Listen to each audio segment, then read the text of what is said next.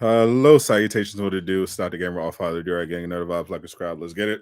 And welcome to another edition of the Aftershow Podcast. We are back after a week of Summer Game Fest related hiatus, and we are once again not joined by a casual Avenger. He is face first in a deep dish pizza right now, so we wish him the best. What's up, Mr. Jayshockblast? You make a good consolation prize. Yeah, I guess so. Yeah, no sunburn. California, not sunny. I was wearing a hoodie the entire time, and I loved every second of it. And he Uh, didn't he didn't get robbed once. I I almost got robbed. I swear to God, Oh, dude, there was like, all right. So, first of all, I met all the kind of funny guys. They were all staying in the same hotel as me, and I really feel like the funniest thing was that I saw Greg Miller did like ambush interviews of all of them at 4 in the morning, and it was perfect because the last guy that he that came out was Andy Cortez, and he's like, he goes to answer the question, goes, but first, what was going on last night? And I don't know if anybody saw, but at like 2 o'clock in the morning Pacific, I tweeted just Grand Theft Auto going on outside of my hotel room. Like I got up and took a picture. There were 8 squad cars, 2 ambulances, and a food truck. All right. And like I'm glad that somebody else like noticed it and documented it. Cause like that video like spoke to me. All right. It was like, and I loved Greg Miller's response was like, "Hey, you're the one that wants to support those Fast and the Furious movies," because like I don't know what was going on, but there was always somebody like speed racing, or there were sirens going off outside of my hotel room. So I honestly did not venture much further past the Shake Shack that was like 2 stores down from my hotel, or the food truck that was across the street. Once I got to my hotel, I was like, you know what, we're good. good, good call. You probably would not have made it home. what's Yeah. what's up, chat? We got the last Avenger standing Captain in here. We got No Cap, Old Man Eastwood. What up? What up? We got Mr. Struggle Bus himself, Struggler Bry. How you doing, my friend? We actually both streamed. We all streamed Final Fantasy 16, I and went to the it was Final Fantasy glorious. 16 pre-launch event. And Jay Shocklast, of course, has the most flex version of that story. What's up, Nava Flow? In the building. I actually at the show got a lanyard, a Final Fantasy 16 lanyard, and a pre-release pin of Torgal, the little dog, and I sent them to Struggler Bry. I think they should have arrived today. I didn't. Unsurprisingly, I have not gotten any souvenirs from Jay Shockblast related to Summer Game Listen, Fest. Struggler Bry once messaged me, like, because there was somewhat of a video playing on a video board at the hotel across the street from PAX East, and I went over and recorded it. So I'm like, as I was at the event, I'm like, all right, man, Bry would love this. Like, I collect pins, I like pins. It's a nice, cool pin, but like, I'm like, I want to send this to Bry if he wants it. So I gave him So, the option. He said yes. so basically confirming you like Struggler Bar more than me. Got it. Um, I understand. yes, confirmed, I understand. confirmed. I understand. What's up? What's up, Lucky Ray? IDK bro. Appreciate everyone. Definitely appreciate everyone who came out to my Insanity Spider-Man stream. We're going to be talking about that because what a shit show. Yeah, like honestly, like I feel like this last week has just been like insane. Like, last week, like 8 days, like I've been like just all over the place. I had a really good experience. We'll probably talk about that throughout. Yeah, we're gonna. Um, So basically, I had because there's so much to talk about. Like a professional broadcaster, I've segmented the show into different parts. So we're gonna talk about the Marvel Spider-Man 2 craziness because that's fresh and that was absolutely ridiculous. So we're yeah, gonna talk about that. You saw the Flash yesterday, right? I did. All right, so we both saw the Flash yesterday. So we're gonna talk about that. Oops, I We'll, didn't mean to do that. we'll do a recap of Summer Game Fest. and all of the Summer Game Fest, and then at the end we'll get to MCU and what's going on over there with all those delays. So first up, we gotta talk about this Marvel Spider-Man 2 stuff, because holy actual shit. Yeah. what an absolute disaster It really was. It was crazy. this whole thing was. So Well, actually, let's take a step back, okay? So it was a disaster. It was a shit show. All of that is true. correct. But I feel like it all worked out. Like, I feel like Yes. these usually have, like, these are usually the bad endings where nobody's happy at the end. But, like, somehow I feel like everybody still got their order through. Like, I haven't actually seen many people that were like, God damn it, I didn't get it, you know? Absolutely. Yeah, I actually do feel it, because I was ready to give up, but because I was literally just refresh. I literally had it in my cart. Now I was beyond that. I was at the order page. My payment information was in. My shipment information was in. All I had to do was place order, and every time I pressed the place order button, nothing happened. I was just Same. stuck. I was stuck on there for a half hour, and then somebody super chatted that I should try mobile, because they tried it on their phone and got through. So while I was playing Spider-Man Remastered and trying to wait for my queue to go through, I got out my phone, put everything back in, and went through completely smoothly. Got some people unfortunately even got charged, and because they use their credit. I think if you use your credit card, you get charged immediately. Yeah. But some people I got charged 3 times. 3 times. People got charged, but some people that got charged didn't get their confirmation, so they weren't sure if they got it, or or some people got refunded. But it was weird. But fortunately, I paid. I immediately got my email confirmation, so that was out of the way. Huge shout out to Dakota for the insane $250 in donations that he gave me just to That's make awesome sure too. I could get that. Love you, Durag Nation. But holy, this could have been completely avoidable. I mean, And the crazy part is, like, this isn't like a website or a service that hasn't dealt with this before. literally, Like they done created it for the PlayStation 5 when it was like the only way you could basically get one. So it's crazy to me that like this even happened. But the ironic part was, so last week I was talking about with Caboose, because they announced that these were going to go on sale at Summer Game Fest. And obviously Caboose is a big Spider-Man fan as well. Correct. And he was worried that he wasn't going to be able to get one because he's in Canada. So I was like, well, you know, if I have to, worst case scenario, I'll try to get a second one with my brother's account, and you know, we'll work it out from there. And like, it's kind of ironic that I was the one struggling to get it, and like he was able to secure it by 10:02. He had no. He even made a video about it. He got up early. He got up at the ass crack of dawn. went to his local mall, popped right into GameStop, and popped right back out with his pre-order. And went back to sleep. Uploaded, edited his video. He was good to go. I was definitely not about to go to GameStop, but we knew it wasn't going to work. Yeah, because I wasn't even, until those donos came in, I wasn't even thinking of getting the collector's edition. But once they came through at like after 10, I was like, oh shit, I have to try to get this. And it was a nightmare, because we know they're capable of making this work. Like, there's no way they didn't know that a lot of people would be trying to get this. Like, you set it up specifically so that the maximum amount of people would be going to PlayStation Direct in order to get it, because you literally told America, the biggest market, hey, if you want that beautiful little collector's edition with that Venom statue, you have to go to PlayStation Direct in order to get it at this specific time.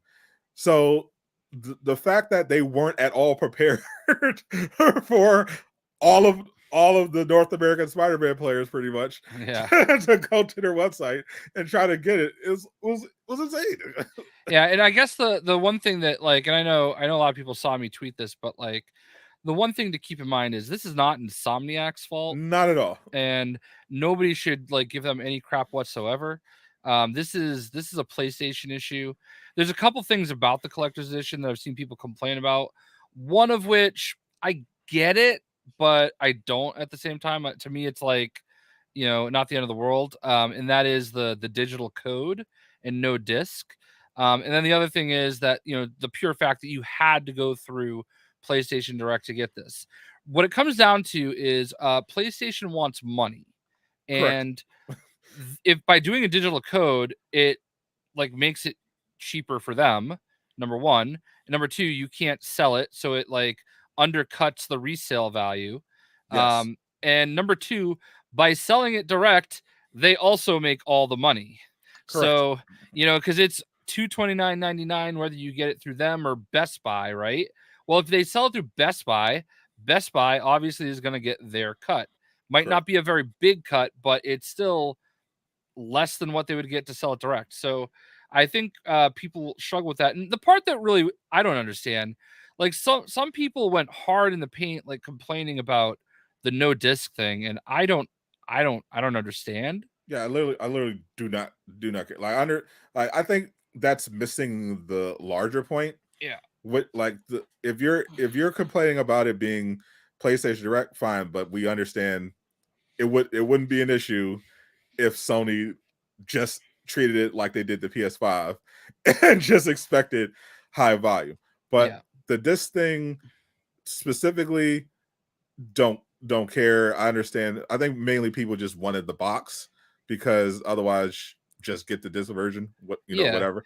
But I think the actual valid criticism is the fact that this collector's edition is more expensive than the collector's edition for Spider-Man PS4 and has substantially less content involved with it. So Yeah. I can understand people not being thrilled about that aspect because the Spider-Man PS4 I think it actually had the steelbook with the disc, and it also had and of course it also had the basically what was basically a season pass for 3 DLC. So I understand people not being thrilled at the idea of like, okay, well, there's no physical disc, there's no it also had a mini art book, there's no art book this time around, there's no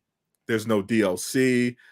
So we're getting less, but we're paying almost $100 more this time around. So I can understand people being upset, being disappointed from that perspective. Right. But I don't understand just dying on the hill of why doesn't it have a disc? Like literally, who cares? Yeah. So here's I guess my first question is what quality is this statue going to be? You know what I mean? Like I'm hoping that the difference in price is reflective in the fact that the statue is just that much more high quality. Because I mean, I got the last collector's edition, and that statue is really nice. It's all like kind of like rubber, basically, like rubberized Right. plastic. I mean, It's it really looks nice, but at it's a much glance smaller. they look the same. It's just this one is Yeah. just bigger. I just can't like place because I feel like this one would go up to like his knee. The first one would go up to like his knee, Venom's knee. Yeah. But I can't even imagine that being that much more to make that. You know what I mean? Because I feel like even though it's taller, it uses like not that much more materials, because there's a lot of empty space on the bottom. Yeah. Yeah. But Yeah, it's but not substantially more. We're not talking about tech here. right. This is you're getting is you're paying you're basically paying for this bundle as a premium. This is all 100% markup stuff. Yeah. Oh yeah, yeah. We understand that. But that's honestly what like most collector's editions are. Like I just got the collector's edition for Knights of the Old Republic finally, and like this metal coin that I'm kind of fiddling with, it's not like a hard metal coin. It's like you could tell that it's like a cheaper type of metal, Yeah. and it feels like thin. You know, a pack of playing cards, like, you know, these are all cheap paper products that you can throw in to pad the numbers. You know, a lot of times you'll throw in like some stickers, and there's a few like art prints and stuff like that. Like I don't necessarily care about all that stuff. To me, you know, like here's the thing, that the part that's kind of crazy is like it comes with a steel book, right? Right. No game in the steel book. It also comes with just an extra regular case. No game in it. It did come with the retail copy of the game, but it's Nintendo Switch, you know?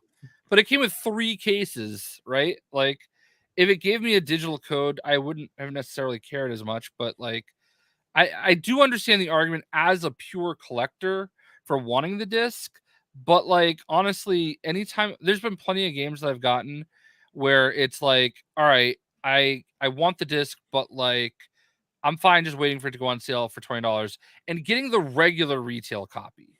You know, I don't know. Yeah, I can definitely, like, I wasn't sweating it. Like when I saw the collector's edition, I was like, okay, I want that statue. The deluxe edition, I was gonna get the if I was not getting the collector's edition, which I didn't intend to initially, I was going to just get the digital deluxe because I thought, oh, that looks like the better deal. You get it's an extra. It's only an extra $10, and you're getting everything that you get with the standard pre-order, which, you know, was the early unlock suits and the skill points, and then you're getting the extra skill points from the deluxe. So all good. No problems there. I'll gladly start the game with a few extra skill points and some unlock suits.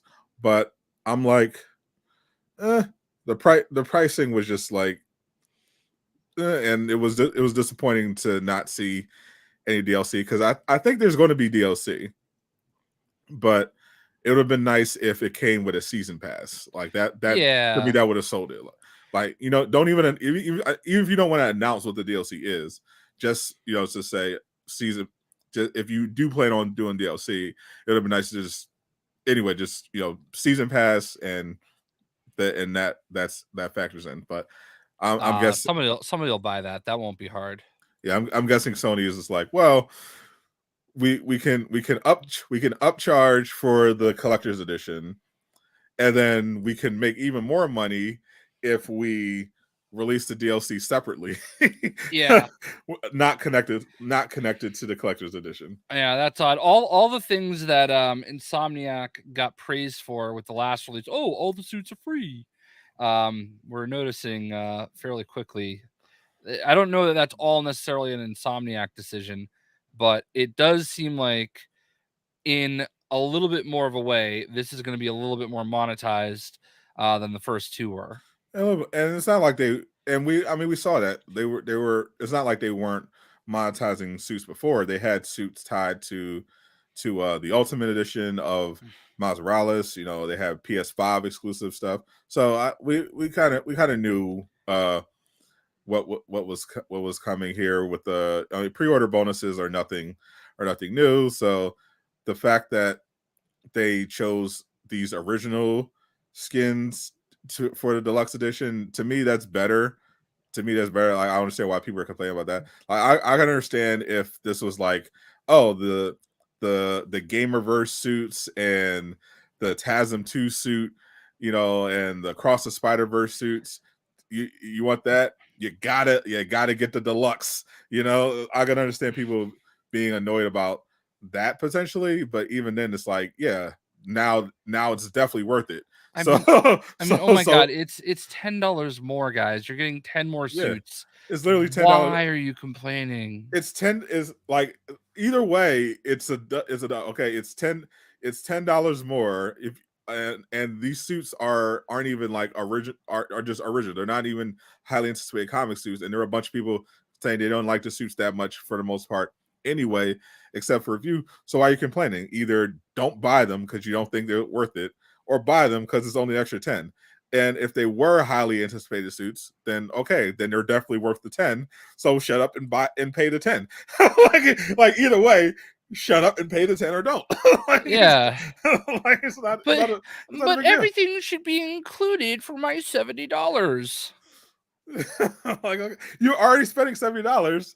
Just pay the 10 or don't. Like it's not the end of the world. If $70 is a prohibitive amount of money, you shouldn't be spending it on a video game anyway. So if you are gonna at that point, just pay the extra 10 if you want the skins or don't. Yeah, it just seems like I hate people. Like, listen, I agree. We all want the most we can get for our money, right? But like, if price is such an issue, wait for it to go on sale.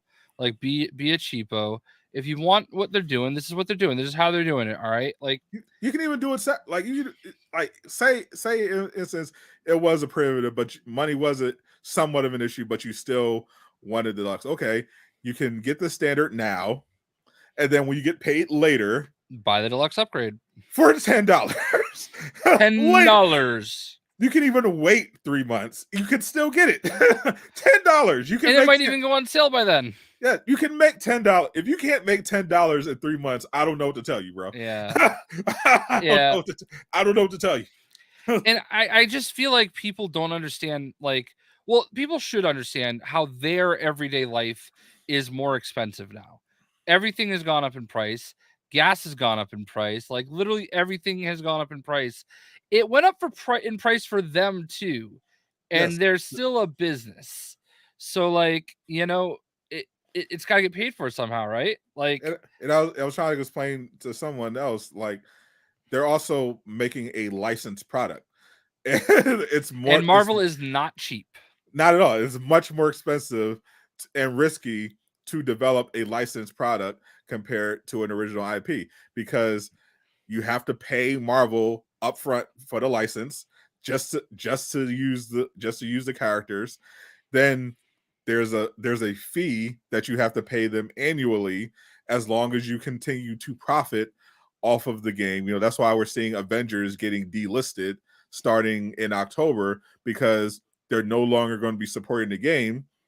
So it doesn't make sense for them to keep paying that licensing fee to keep it in the shop, because they're not actively monetizing. They're not going to be making that much money off of it if they're not marketing the game, if they're not developing new content for it. So it doesn't make sense at that point to keep it up. So they're right off the bat, you're in the hole when you're doing a licensing game. So there's more pressure for you to make up for everything that you're just giving to Marvel right out of the gate. So that's Sony making sure they're covering their bases and making sure the investment is good. Like, there's some people who think that incorrectly, that were like, oh well, it shouldn't be a problem because Sony owns Spider-Man, and no, that's not true.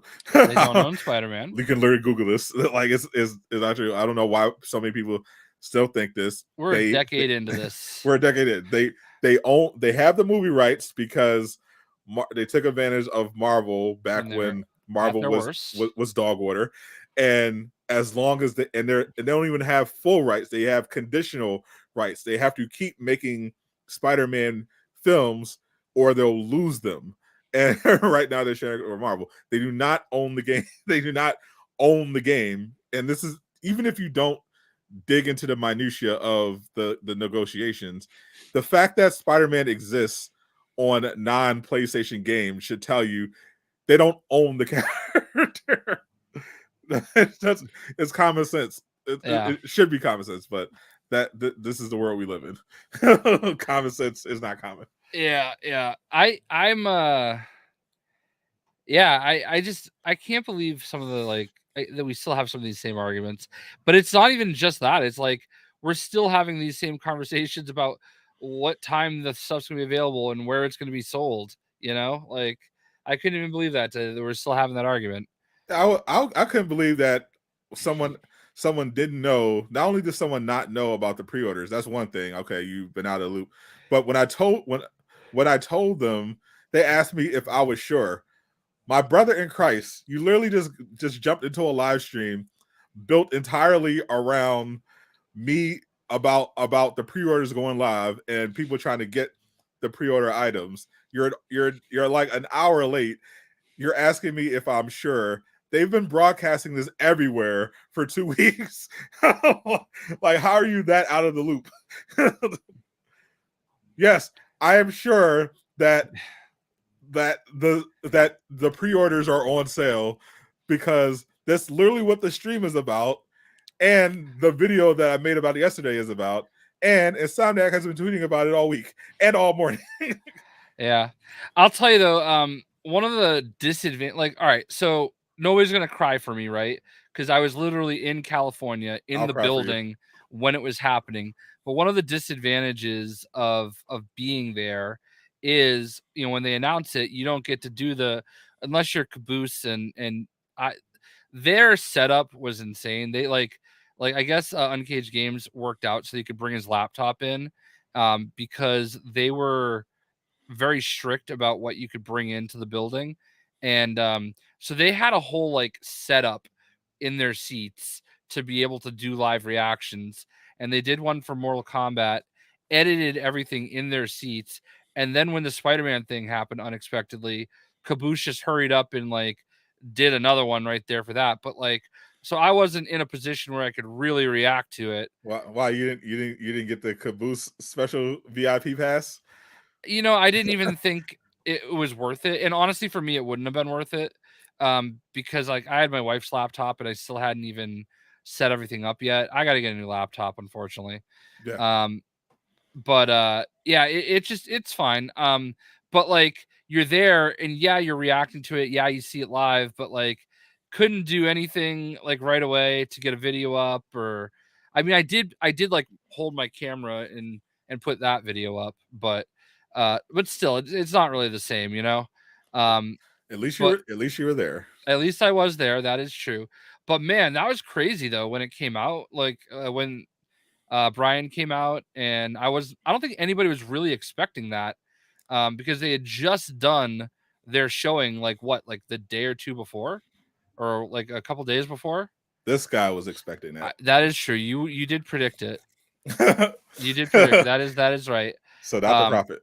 Sadot the Prophet struck again. But like not only did they come out, but like they came out with like so much. Like, oh, here's the cover. Oh, here's Venom. Oh, here's the collector's edition. Oh, here's this. You know, and it's like, oh my god, all of this happening all at once. You know what I mean? Thank you, Menta. But yeah, like that was the room was very excited, and I'm sure everybody else was going crazy. What was your I mean, I know you were like patting yourself in the back. I'm Definitely. surprised your arm's not in a sling. Oh, it almost was. What was your reaction when all that kind of went down? My first reaction was to dunk on the haters who were calling me a liar because they didn't have the Spider-Man 2 presentation within literally the first 10 minutes of the entire show starting. I was very surprised they did Mortal Kombat right away though. Yeah, I guess they just wanted to get that away. But I'm like, if for Spider-Man, there's no way there's no way they're going to open with that. They're going to wait until at least in the beginning, like the middle or near the end. But you know, after I was done congratulating myself and laughing at all the haters who were once again proven wrong, I was just like, okay, now what do you got for me? What do you got for me? I knew the pre-orders thing was coming, so I was like, all right, what else are they going to do? And I was hoping for a trailer, but I greatly enjoyed the concept art, and I was definitely surprised that they commented on Eddie Brock, which sparked a whole other thing because I'm like, because now I made a theory video because I'm convinced Norman is definitely going to be Venom. I kind of feel that way too. There's definitely more than one Venom. Yeah. And I think Eddie Brock is also going to still show up. But I do think by the end of the game, Eddie Brock will be Venom. But my buddy Chris Baker, he worked on 5 different Spider-Man games, including like I think Web of Shadows, Shattered Dimension, and the 2 Amazing Spider-Man games. So he posted a video last night, and he knows Brian like very well. They've worked together for many years. He mentioned that the way Brian worded it led him to believe that he's being funny with the way he's saying it. And I don't have the exact way that Chris said it off the top of my head, but like he thinks that there could be some shenanigans where it could still be Eddie Brock, and he could be like, well, I didn't necessarily say it that way. That's pretty much what I said in my theory video, because I'm like, he said Eddie Brock is not Venom, and I was like, well, if Eddie Brock is the anti-Venom, then he's technically not Venom, right? but he's still Venom. And also the fact that there's two different Venoms. The Venom that he showed in the concept art isn't the same Venom as the one they showed in the reveal trailer. So I don't think it's going to be like a full Arkham Knight situation, right? But there's definitely wiggle room there where it's like, okay, well, Eddie, he's not Venom, but he's kind of Venom, or even they could even do Carnage if they wanted to do it. But if they make Eddie Brock the anti-Venom, then he's still Venom, but they get off on a technicality. It's not full Arkham Knight where they just straight up lied. Yeah. No, I think he left himself a lot of rope there. You know what I mean? And it'll definitely. I mean, obviously, we're all going to be talking about it from now until then. Of course, yeah.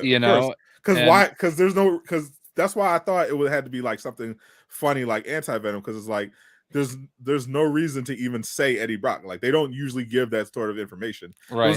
There's no reason to even say anything. He could have just answered, oh, we can't talk about that. You'll have to play the game to find out. There's no reason not to let people think it was going to be Eddie Brock. Now, it's been a while since I played, but like Matt Gargan was in the last one, right? Yeah, Scorpion. Yeah, Scorpion was in there, and he was there at the end of the game, like on the boat, right?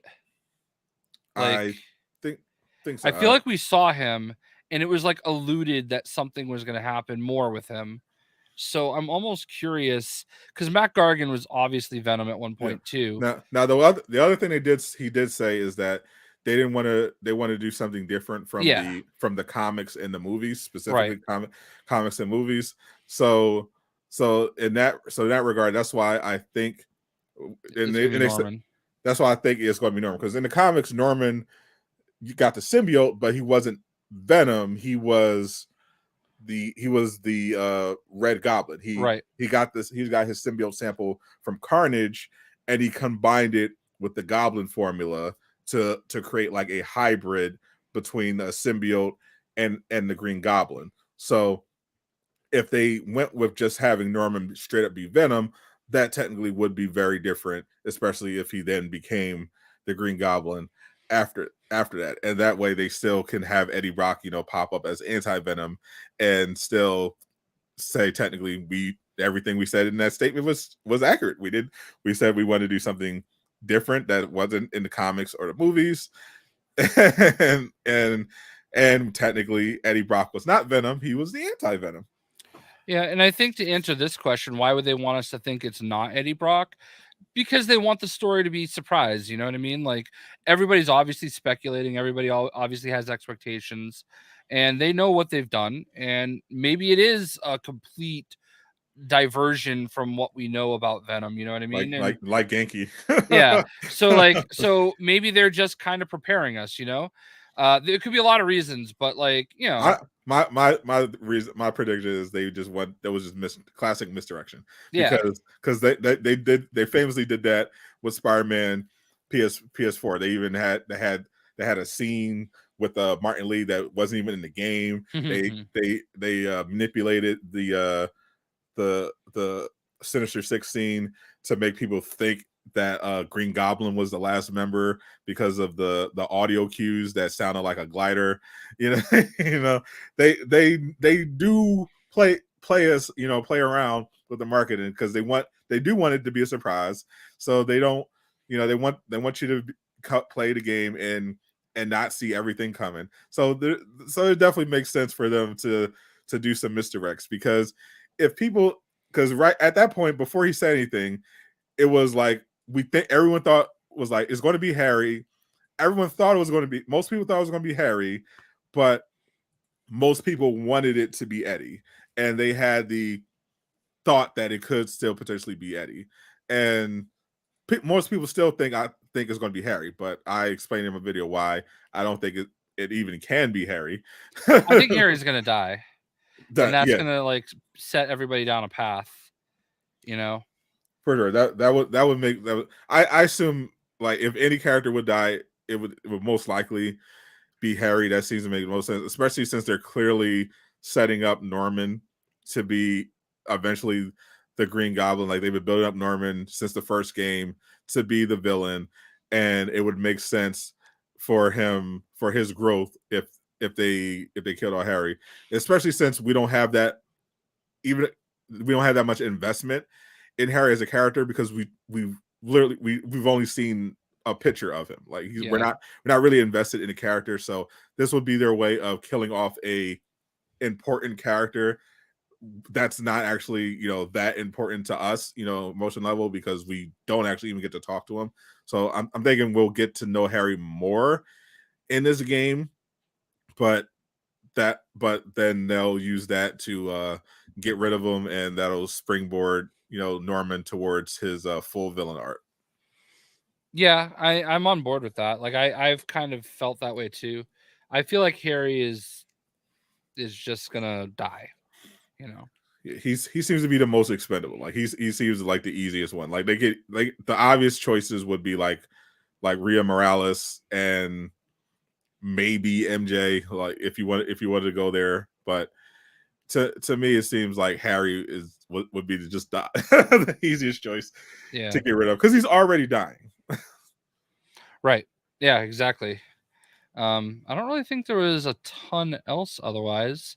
I did try to get in the good graces of some of the devs while I was out in Cali. I don't know if you follow James Stevenson. I do, Mr. Insomniac himself. Yeah, so he always tweets about this chicken place, Howlin' Ray's. Did you end up going? You ended up going? I ended up going to one of them. It wasn't the one that he goes to, apparently, because like when I showed up, I was like, "Oh, this does not look like there's nowhere to sit." Okay, so you're gonna love this story because it involves self-depreciation. Oh, these are my favorite Jayshockblast stories. They're so rare. So first of all, the chicken is like amazing. Okay. What I could taste of it through the spices. The girl warned me. I was like, let me just get a 3-piece hot. And she goes, well, have you had our hot before? I'm like, no, this is my first time. I told her the story about why I came. She knew exactly who he was. I was like, oh, I think he goes to our Pasadena location. But yeah, we all know who he is. So I'm like, all right, yeah. So like, that's kind of why I came, because I see his tweets about it all the time. And she's, well, do you want to try a sample first? And I was like, there's a huge line behind me. So I'm like, no, I'm sure I'm good. I was not good. Okay? I could have told you that. So what happened was, I found somewhere to sit. I took my first bite. I'm like, oh, this is good. All right, okay, now I'm starting to feel it. I took my second bite and could not feel anything for the rest of the like it was, I only had one Diet Coke and I only had like 2 napkins, and I people were staring at me because I was bawling my eyes out. Because like it wasn't like I was actually like crying. It was just like the water was flowing because it was so hot. He did hot ones by himself. I did, and I forced myself to eat all 3 of them, because I bought them, and like like I wasn't gonna like I couldn't, like, I did it to myself. I played myself. Yeah, you played so yourself. I kind of wish that I got the The mild. the mild, like a good boy. But yeah, I would have enjoyed them more. I know that if I had a step down, it would have been more enjoyable. But like James responded to my tweet, he's like, "Yeah, there's like ghost pepper in that." I'm like, "Oh, cool. Yeah, I'm Jesus. brilliant." Jesus. What the The hell? only good thing is they did give me like a wet wipe thing with it, which is clutch. And by the time I got down to the Funko store, like the burn had dissipated. Oh, that's good. So it didn't like stay with me for longer than an hour, but Did it stay with you in the bathroom? I don't think so. I don't actually remember because I flew home that night and I like purposely was trying to eat light because I didn't want to have to go to the bathroom on the plane. Very, Us big guys, very, small bathrooms. very, very true. The City Never Sleeps DLC should come with the upgrade if you upgrade it. I personally bought all the DLC for Spider-Man PS4. It just in the store a while, years ago when I got Spider-Man PS4, and then when I upgraded to the remaster for PS5, it just had all of the DLC previous from that I had already bought, just already loaded into it. So I think so. If you didn't get it before, then I think you just have to buy the DLCs visually. Hopefully, we get at least one DLC for Spider-Man 2. Or Perfect. hopefully the game is just like 400 hours long. Or that like if it's not, yeah, it should definitely be longer than. Well, we know it's definitely going to be longer than Miles Morales, which was barely 10 hours. I don't know if you saw this already, but I guess there was an interview with Brian on Marvel.com, and it mentioned that there are going to be color variations of the suits. Color variations of the suit. Yeah, I was trying. I didn't see that. Like where is that? I got to find. I saw somebody. I know. I know he made a. I know Evan made a video about it, but I didn't. But I was searching for it, but I didn't see it. Yeah, Brian. It's funny we never really talked about this kind of thing. Good moments like. Oh, yeah. I saw it like just as the podcast was starting, and now I can't seem to find the link. The site I had pulled up was from Marvel.com, but it didn't look like an interview with Brian. It looked just like an article about the information. Oh, here it is. Yeah. Oh, we literally did have it. I literally already had it pulled up. Yeah, but I guess it mentions that a lot of the suits are going to have like color variations. I didn't. That was the quote that I had saw like pulled from it. I literally just didn't scroll all the way down to see there was an interview tacked on at the very bottom. Oh, okay. I'll show it right now. Once you get all the way to the bottom, there is an actual interview with Brian and Tahar right here. There's let's see the big news this week about pre-orders. Millions are eager, blah blah blah. Folks are eager to give up their hard-earned money for the game that y'all been working on. Think it's two feelings, basically asking how he feels. What does it mean? We're both excited and stressed because you know that people have been waiting for a long time for the game. They wonder when it's coming out. Yeah, been a lot of that. So there's definitely a sense of excitement or relief that you can say what the date is and say it with confidence. At the same time, you're like, okay, well, this game, there's high expectations. Want to deliver on those. Got it. We have the gameplay. How does it feel now to finally share gameplay? A lot of how do you feel? Yep, spoiler, he feels great. Do you remember your first thoughts or ideas for the game? Was it while you were making Marvel Spider-Man? Was it the day after release where you just went, oh wait, I want to do this?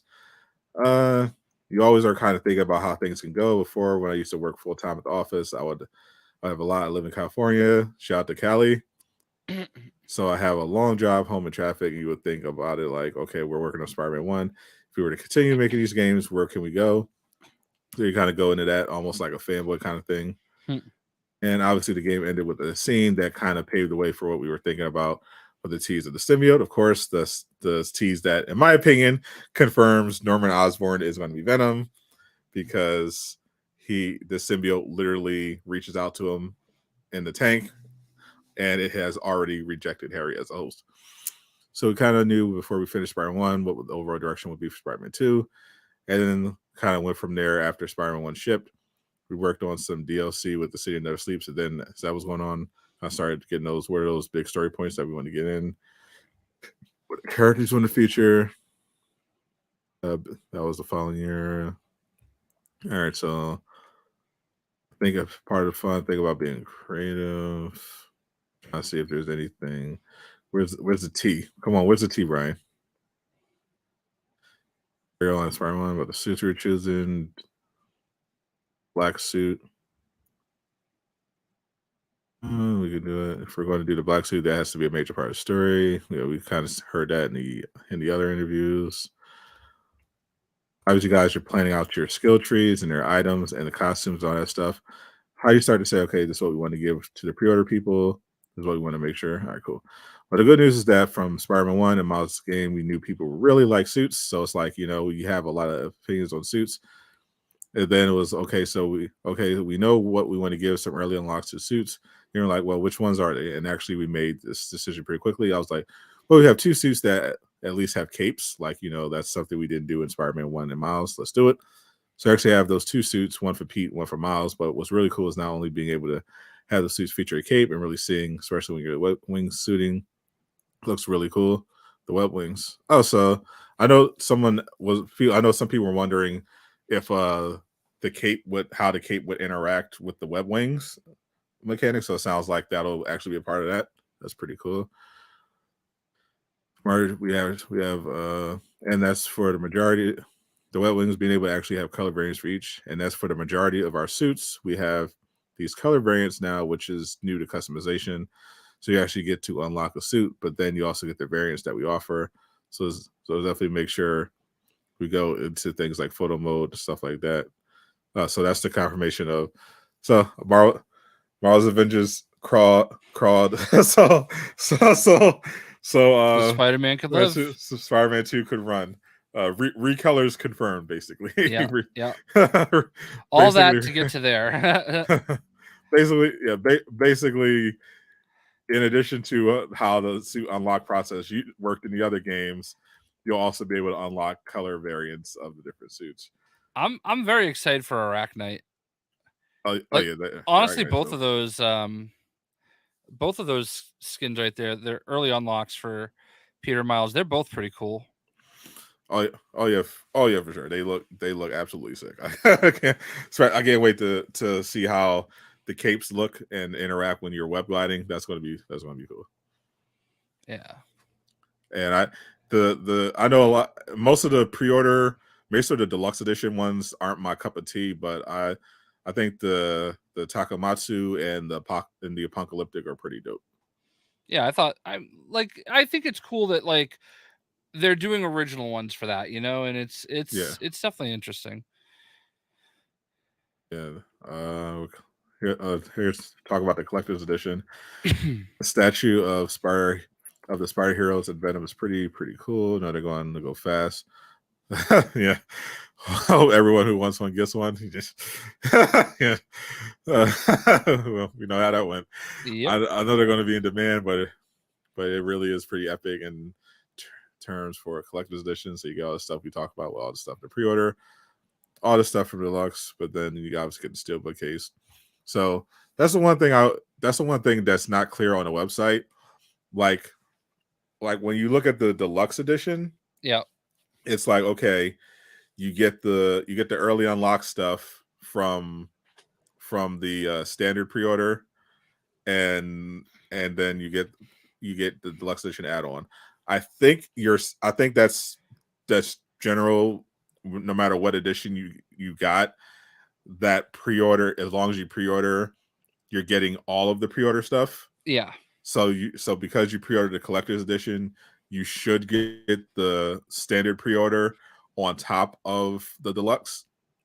it just says, but if you read it, if you look at if you just glance at the page, it'll just show you the deluxe unlock. But pretty sure you get the first stuff, so you should get the Arachnite suits early, and you should get, I think it's like 5 skill points total to start the game. Imagine buying the most expensive version of the game and not getting all the things. Yeah, that would be tough. Yeah. That would be tough.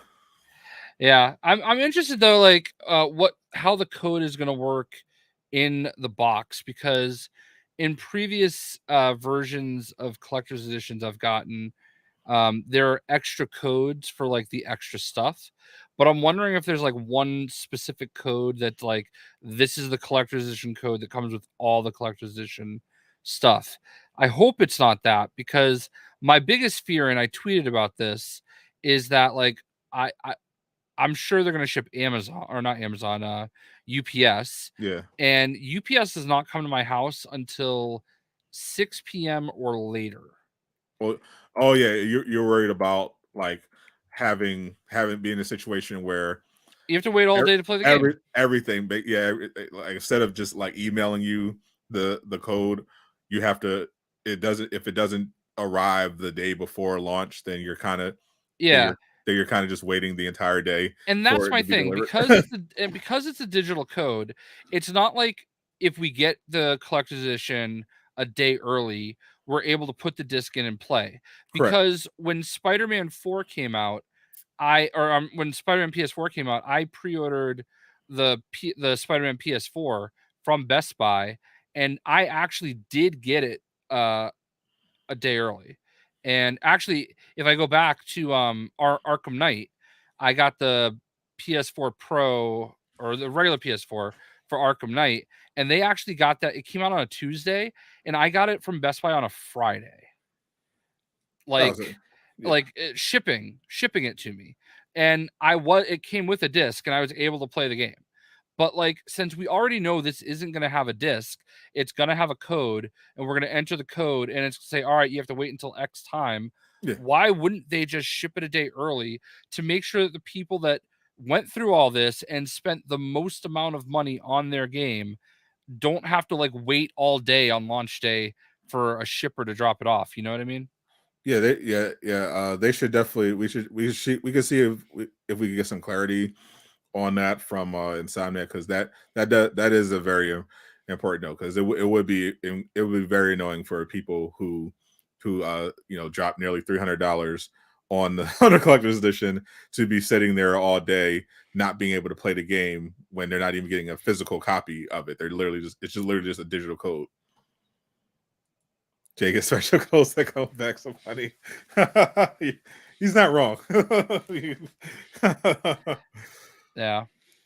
I don't know. I've got some stories, I guess, that do not involve bags of money. It involves me spending money that apparently I almost probably wasn't supposed to. Apparently, like a lot of the people that were there for Mortal Kombat were there because they were brought out, and I was not, and they thought I was supposed to be, and it is what it is. Nobody owes me anything, so sounds like they owe you a plane ticket at least. No, I'm fine, because like I felt bad because all your other bags of money. Yeah, I felt bad because he felt bad, but like it seemed as though there was a miscommunication at WB. I don't know. I don't know what happened, but it's fine. I was there, and my Mortal Kombat videos did pretty good until they got age gated.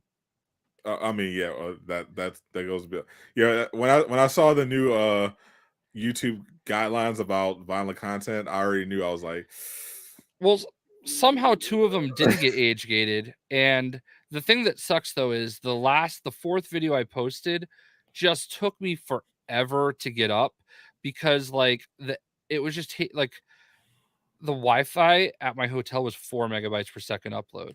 Oof. And I don't know how people exist on that. I just don't.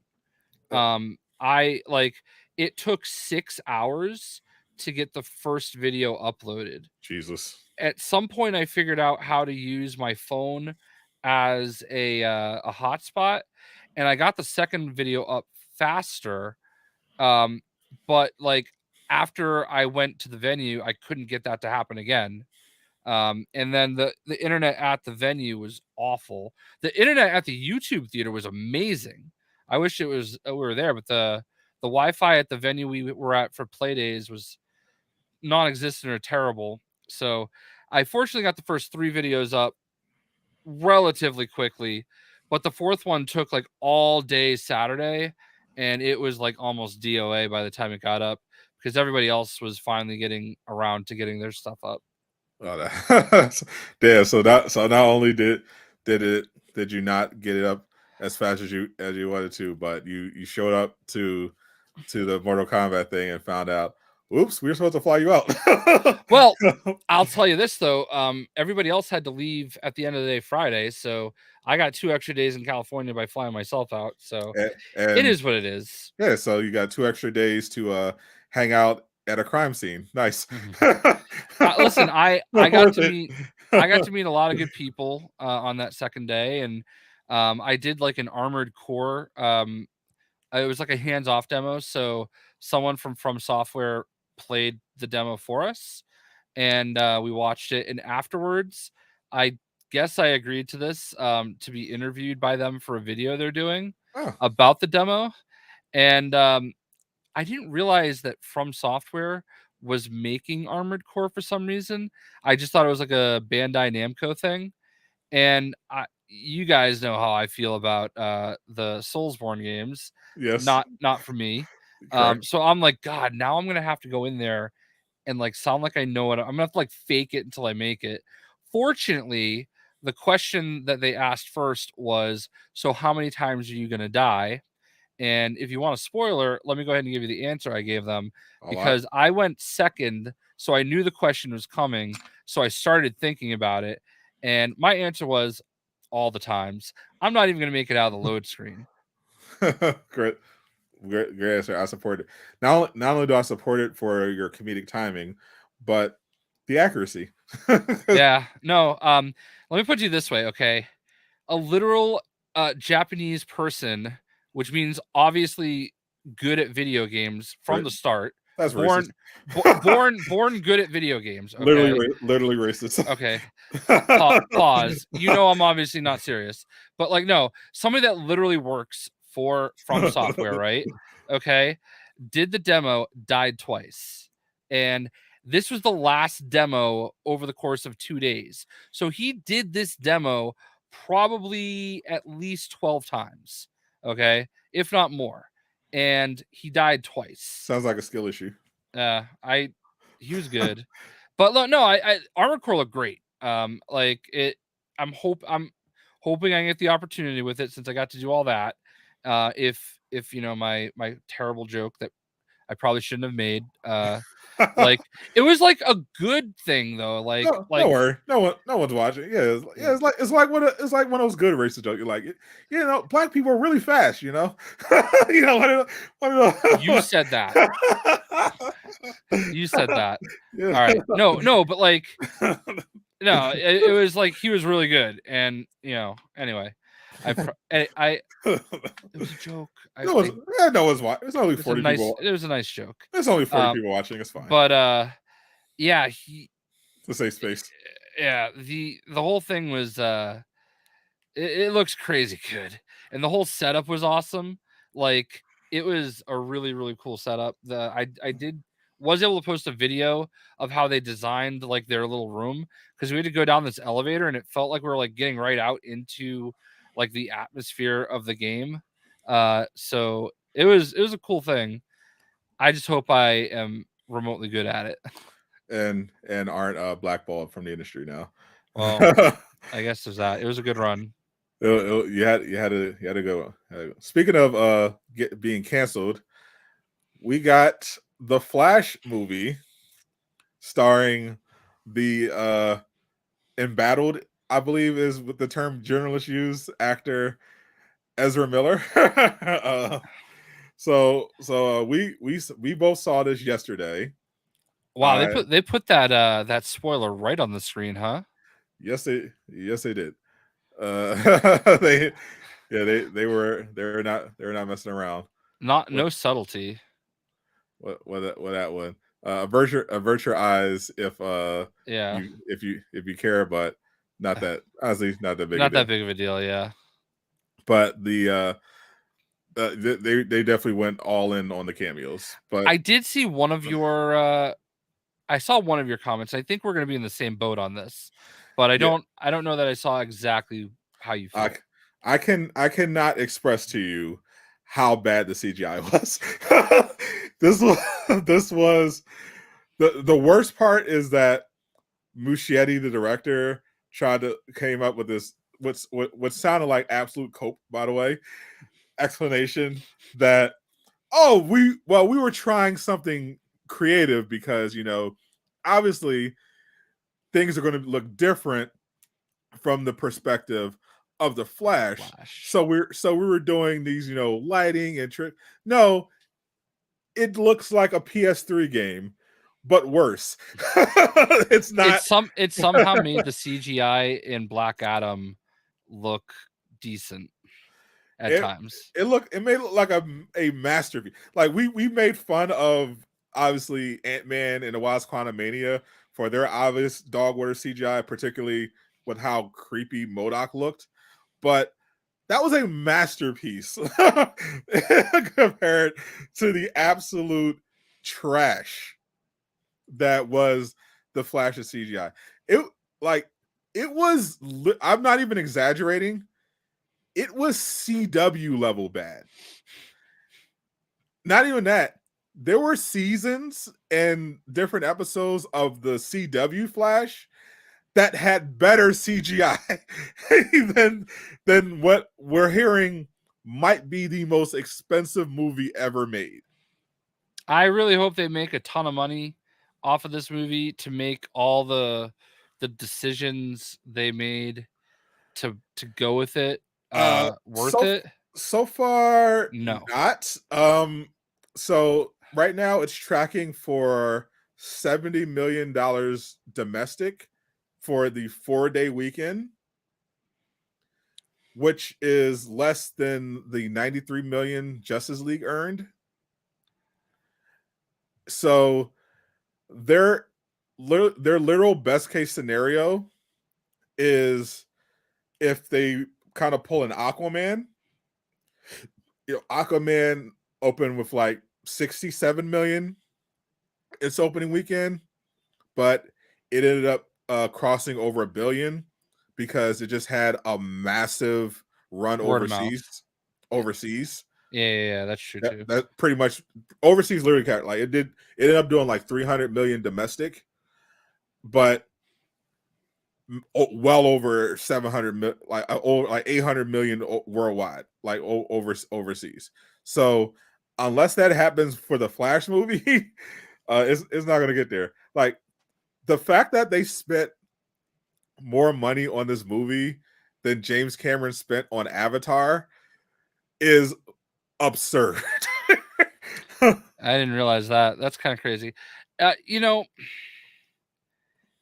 It had some good moments, don't get me wrong, but For like sure. they made this, like, when you hear James Gunn talk about it, is like, well, we absolutely had to have this because it sets up everything that we're going to do from here. What? Like, what does it set up? Because like It sets up. It's the only thing it sets up is that the Snyderverse exists, but also not, but also kind of, but mostly. Like it's weird. It's weird. like it's hard not to watch it and see Michael Keaton be Michael Keaton in a movie and be excited because obviously everything he does is great. There were some really cool things, but like the double berries was annoying. Oh, Like it, super annoying. like And to be clear, the Flash did cost more than Black Adam. It cost, not only did it cost more, it's reportedly cost more than this even being reported. And and I think a big part of that is just the constant delays in the reshoots because you got to factor that in, like not just the marketing that they had to do, but they went through 6 directors, went through different writers, it went through a bunch of reshoots. It was oof. I mean, Yeah. despite all of that, it was much better than I thought, especially when Batman came in. Uh, I I've heard some early reviews ahead of time that said like getting through that first hour Yeah, it was until rough. Batman show was kind of rough, and because it's mostly Ezra Miller, and like and not even just because of my personal feelings or anything about that for Ezra Miller, like Ezra Miller is not Barry Allen. It was abundantly clear. He's not even a good actor. Like, I'm sorry, they are not even a good actor. They are not, and they in this case also refers to plural because there was literally two berries, Right. So and like they were both awful. like I think that people have a weird obsession with Ezra Miller. I understand they did some stupid things that like all of us do, but like I don't Well, know. I don't think all of us commit burglary, assault, or abduct children. Yeah, all right. I guess that was probably the well. All right, so but that's the thing though. The abduct children thing, the grooming thing, allegedly, Allegedly, that's not even remotely what happened. I don't know. That part's all weird, and allegedly, but even on its surface, kind of weird. kind of Uh, weird kind for of weird sure. situation to be that close to a 12-year-old. But Kind of weird. I feel like people project a lot onto Ezra Miller though, and I have no reason to defend them. I really don't. Like, I don't know what it is though. I feel like people like it's one of those ones where people like, oh well, this happened, so It's the your life should be over. it was a time. It was a. I think it was a timing thing Yeah, yeah. because like There are other things happen. Ezra Miller stuff happened where so you had the Snyder cultists who were mad that Henry Cavill was basically seems to have just basically been kicked out of the DCU for personal reasons, despite what was claimed, and Ezra Miller is still around and on the red carpet, and especially if you actually watch the Flash movie and see how it ended, you're just like, well, what the hell? Why couldn't Henry Cavill still be here? It doesn't make any sense. Like once you actually finish the movie, but then on top of that, at the same time, the Jonathan Majors stuff broke. So then people were like, well, why is Jonathan Majors' career over and off of allegations and the Flash? Ezra Miller still, it just became that whole thing But of Ezra Miller's not comparison. getting Yeah. roles, like at this Well, point. well, well. This was also something that was reported. So apparently, a script for the Flash 2 was written and finished, and according to reports, will be greenlit if this one does specifically well in the box office. I think it has to cross at least. I think it has to do like the Batman numbers, like which would be like 700 million. If it gets to the 600 700 million, then I'm hearing it'll be greenlit. Also, Andy Muschietti, the director, specifically said if there's that if there's a Flash 2, it will, and he's involved, it will 100% be with Ezra Miller. And He has no Muschietti, upcoming movies yeah, on IMDb. currently, but Right. Andy Muschietti straight up said, Ezra, if we do the sequel, Ezra Miller is the Flash, and he praised Ezra Miller's commitment to the role and how well Ezra did and everything like that. So And Andy Muschietti, you know what he got for that? Batman Brave and the Bold. it got Batman Brave and the Bold. Like literally today. So Muschietti is confirmed to be in the DCU moving forward. Muschietti 100% said Ezra Miller is who he is his choice for Barry Allen, and a script for the Flash 2 is already actually done. So if that actually happens, if the say for sake of argument, if the Flash crosses that threshold, if it breaks even or even makes money, and Ezra Miller gets brought back, this pretty much completely undermines everything the DCU was trying to do and saying. and will unfortunately justify the Snyder cultists.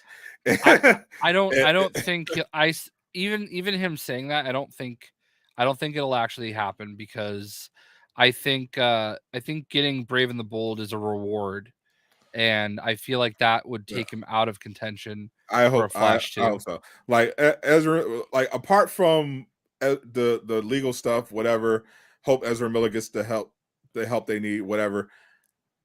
Ezra was terrible.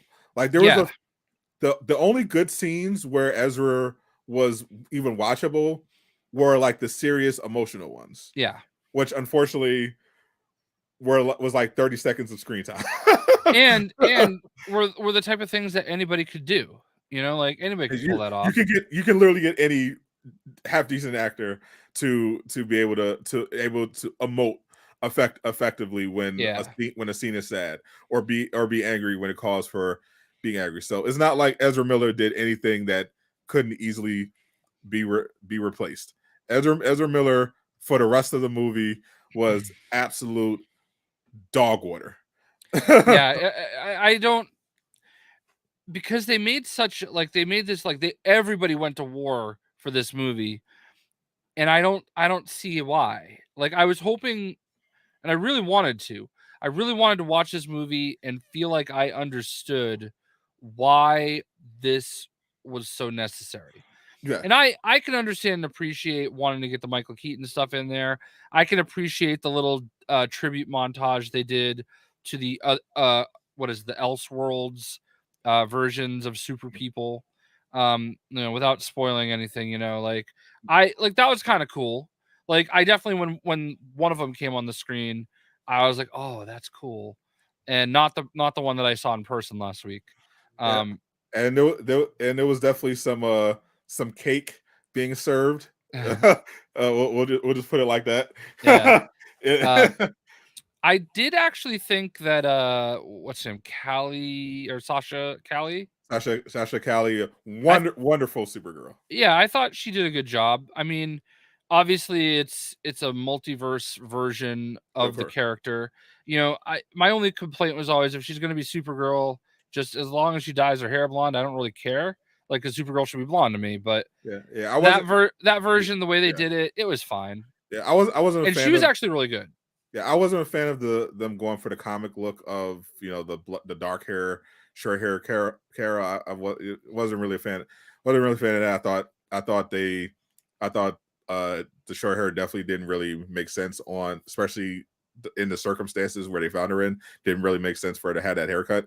But Yeah. I Yeah, it would thought, make longer hair. yeah, but I thought she definitely did a really good job, and I thought they definitely captured who I felt who Supergirl is, because my one of the many problems with the Supergirls on the CW is that they literally just made her Clark. Like they just literally made her female Clark. And like I think John Krasinski would have been a more convincing Supergirl, because it's not like Melissa Benoist is a bad actress, but the writing for that series is absolutely atrocious and clearly written by people who didn't really have an understanding of the character. And even though she wasn't in this movie that much relative to the other characters, I thought in the short amount of time they really captured what makes Kara different from Clark. Like what they're she obviously loves her cousin, but she doesn't really love humanity. Yeah. She's not one of them. She didn't grow up there. She wasn't raised there. And in this particular film, she had a horrible, even more horrible experience. So like she's not attached to the humanity like Clark is, but she still has strong moral foundation and will look to do the right thing. So I thought they did an amazing job of capturing that, and she was good in it. And her fight scenes were good, even though the CGI again, holy. Yeah, I struggle with, like, why the first Flash movie had to be a Flashpoint, you know? And I really struggle with, I understand why they picked what they did, because they wanted to go to a part from a previous movie that they could expand on. But I just never would have done any of this to begin with. Like, Yeah, it doesn't. Yeah, that's Flashpoint. Something you build up to if you're going to do it at all. But even then, the Flashpoint was like, and they didn't even really like. It could have benefited from a more faithful adaptation to the Flashpoint. But even it's like, do you really need to reboot? If you're going to reboot, just reboot it. Like, don't like the way they did it just didn't even make sense. Like, it's like the way it didn't even like, why even bother with Flashpoint in the first place if this is how yeah, you're going to do it. yeah. Like the movie was, I And I don't was, know. and I was, it was like, I understand, like James Gunn. I knew when James Gunn said it was one of the best superhero movies ever. It was 100% Cap, Mm-hmm. but but I understand why. I guess he wanted it because compared to a lot of the other DC projects, you know, it was definitely a lot more competent in some ways. Like, apart from the horrific CGI, it definitely parts of it definitely felt like a Marvel movie before Marvel got bad. The especially the Keaton Batman stuff. It was quippy. Well, when Ezra Miller, even like the comedy, like Ezra Miller's acting was just horrific for the funny, but the comedy was actually pretty solid. Like, for something like, they had some legitimate good laughs. There was some scenes where they even had a scene where they made fun of the way Ezra Miller runs. Oh my god, that drives me insane. Which still hard, almost unwatchable. See the way Ezra Miller, like when the movie started and I was seeing Ezra Miller running, I was like, oh, this is gonna be a long movie. I was like, Yeah, this first hour is gonna be rough. yeah. Then they, I did kind of like the Back to the Future part. yeah, That eventually was kind of interesting, that was fun, for as short of a clip as it was. but the time that they did their, of course, because it's a Flash movie, they had to do their time in a bottle type of scene, with like a Quicksilver, Days of Future, X-Men franchise, Yeah, and oh, the CGI just made that so bad. So, everybody loves a baby in a microwave. yeah, putting a bit. I did not, when I bought my ticket, I did not expect to see Ezra Miller. When if you told me Ezra Miller was going to throw a baby in a microwave, I would have thought, That's oh, actually probably one of the most that's believable pretty. things, to be honest. That's pretty accurate. I wouldn't think it would be in a movie. I thought that would just been a headline. I didn't think it would be in a DC movie. Yeah. A headline. Yeah. At this point, if you told me, if I saw a New York Post headline that said Ezra Miller Flash star throws a baby in a microwave, I'd be like, yeah, that checks. I didn't think it'd be a canon event. Like, wow, this whole thing is just wow. Just Yeah, I really like I don't I'm looking at it from two perspectives, and I don't understand it from either one.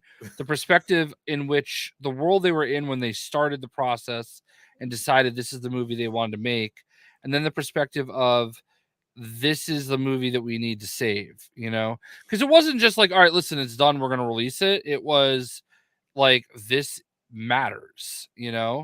I think it was literally just they couldn't write it off. Yeah. If they could have wrote it off, they could. I know narratively James Gunn liked the idea. That's the idea seemed to be James Gunn was like, oh well, this is a Flashpoint movie anyway. We're rebooting everything. It makes sense to do it for the sake of continuity. But based on how they did the Flashpoint, it wasn't even really a reboot anyway. So that was just Cap. I think it literally was just like, we spent way too much money on this movie to justify cutting it. Like, the amount of money they spent on Batgirl, they were able to justify cutting that as a tax write-off instead of releasing it, especially since the fact that no one's going to see it. Like, there was no scenario where the Batgirl movie was going to make $1 billion. No. There's a scenario where the Flash could make $700 million. if they release there's or 800 million. There's a scenario for that. So combined with the fact that it costs so much money to make, and the fact that it could potentially break even at least. Yeah. I understand why they did it. I don't think there's a scenario that like Batgirl makes 8 figures in its first weekend. Yeah, I think what Shazam 2 made, what, 50 million in total in his run. Shazam 2. Yeah. And they were going to release this on HBO Max anyway. Yeah. Like that would have been a disaster if they released it. So I understand them canning Batgirl, but the Flash, yeah, I know why they made it, but it definitely wasn't because it was necessary. It was that they couldn't justify the cut because I mean it despite how much negative there is, it still was fun. Like I still enjoyed the movie for what once I got through the dog water CGI, it was still an enjoyable movie. Like the Keaton was great. The Keaton Batman stuff was great. Supergirl was great. The scenes with Barry and his mom and his dad were fantastic. I love some of the cameos are really good. I kind of love what they did with the Batwing, like the way that it kind of like rotated around. Yeah, that was something very different. I noticed that right away. That was kind of cool. It is some really cool. Like some of the Batman scenes during the day were kind of rough because it was very clear that this was a CGI Batman, not even a stunt double. But some of it looked pretty cool. I definitely think overall, Eastwood makes a great question, poses a great question, and I definitely recommend watching The Flash to find out exactly why a baby was put in a microwave. Because it happened. It did happen. And when you see it, it's like, all right, makes sense, but somehow, but not really. Like, yeah, like because that whole scene, like I was like, as soon as it started, I was like, I knew immediately I had to suspend my disbelief because of my basic understanding of physics. I'm like as soon as they fell out of the window, I'm like, oh, they're all dead. Like that's like that. But that's how that works. All those babies are dead. Like that's there's no getting back from that. But I'm like, okay, Flash movie. He's going to do his Speed Force shenanigans. Okay, but then they just, and I guess I like how they try to they kind of retcon how the Flash works in the Speed Force, because in the Justice League movie, there were the only restriction on the Speed Force was that he didn't know what would happen if he went too fast. That was literally it. He was like, I might mess with time, but I don't know. I don't know if I go too fast. In this one, they're like, actually, you gotta factor in friction, and you can only move people so much. Like, which is weird because in the comics, the Speed Force is kind of just hand waves everything. Like the Flash can move people, save people, and that's exactly how it was in the Justice League movie. He could move people at super speeds no matter what, and the Speed Force hand waves that. And in this one, they decided to be like, actually, there are consequences all of a sudden if you move people too fast. So that's why I have to put this baby in this microwave and superheat it. But more importantly, we have a special guest, chat. Oh, I didn't even see that. 100. I want you to get ready. This is a big one. This is perhaps our biggest get so far on the Aftershow podcast. I hope you're prepared for Casual Avenger. Third man in. Bro. His dramatic return to YouTube. We have the exclusive debut of Casual Avenger. Right. Not Ezra Miller. Casual Avenger. What's up, my friend? Bro, can you hear me? Yeah. I literally haven't streamed or did anything in like a month or two, so I haven't checked audio levels, lighting, any of that. I can hear you and see you perfectly fine. I mean, you're kind of partially fading into your Avengers background, but we can see the part that matters. Yeah, I literally didn't want to jinx it because like I knew I would be home today. I knew I would have time, but I'm like, I do have to go pick up dinner, and that can get crazy. So it's like I'm literally not going to jinx, and I'm not going to say I'll be there. Let me just see how it play out. I just rush through eating my food so I can hurry up and hop in. You guys got some wild takes though. I heard some wild takes, man. Specific. Well, we got a lot to catch up on. I mean, I know the deep dish has been calling you, but we're glad that we're glad that you sacrificed your deep dish adventures to come on. What were you thinking? What were you thinking, Mr. Casual Avenger, during that time? I mean, well, first, man, definitely missed you guys though. I've been watching where I can from the shadows. Jay, hilarious adventures in LA. Dealing with wildlife outside your hotel window. But, Wild. Man. You know what that reminded me of when I saw your video, but you show just taking in the sounds of all the ambulance and stuff. Yeah. That old PS2 game, State of Emergency. I remember that. That's all I was thinking about when I saw you post that on Twitter.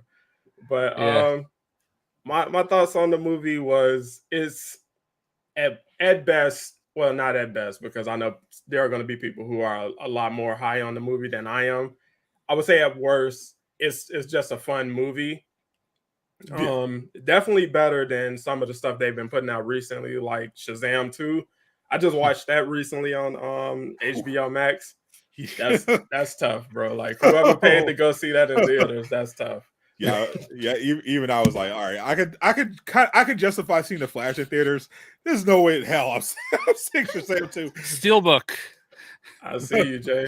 I see you. No, they would have had to have literally paid me to go see Shazam 2. Yeah. In a theater. There was no way that was happening. Yeah, it's like that. That was a tough watch, man. Like the Flash. It's like in parts I can see what they were going for and trying to make it a little different, because you don't want to do the exact same story as the Flashpoint, so you want to mix it up where you can. And I feel like the addition of a younger Flash being like a buddy cop, kind of thing in the movie, I felt like that was a nice addition. That was a nice twist on the narrative, but ultimately the script just really wasn't that strong. The writing just isn't that strong.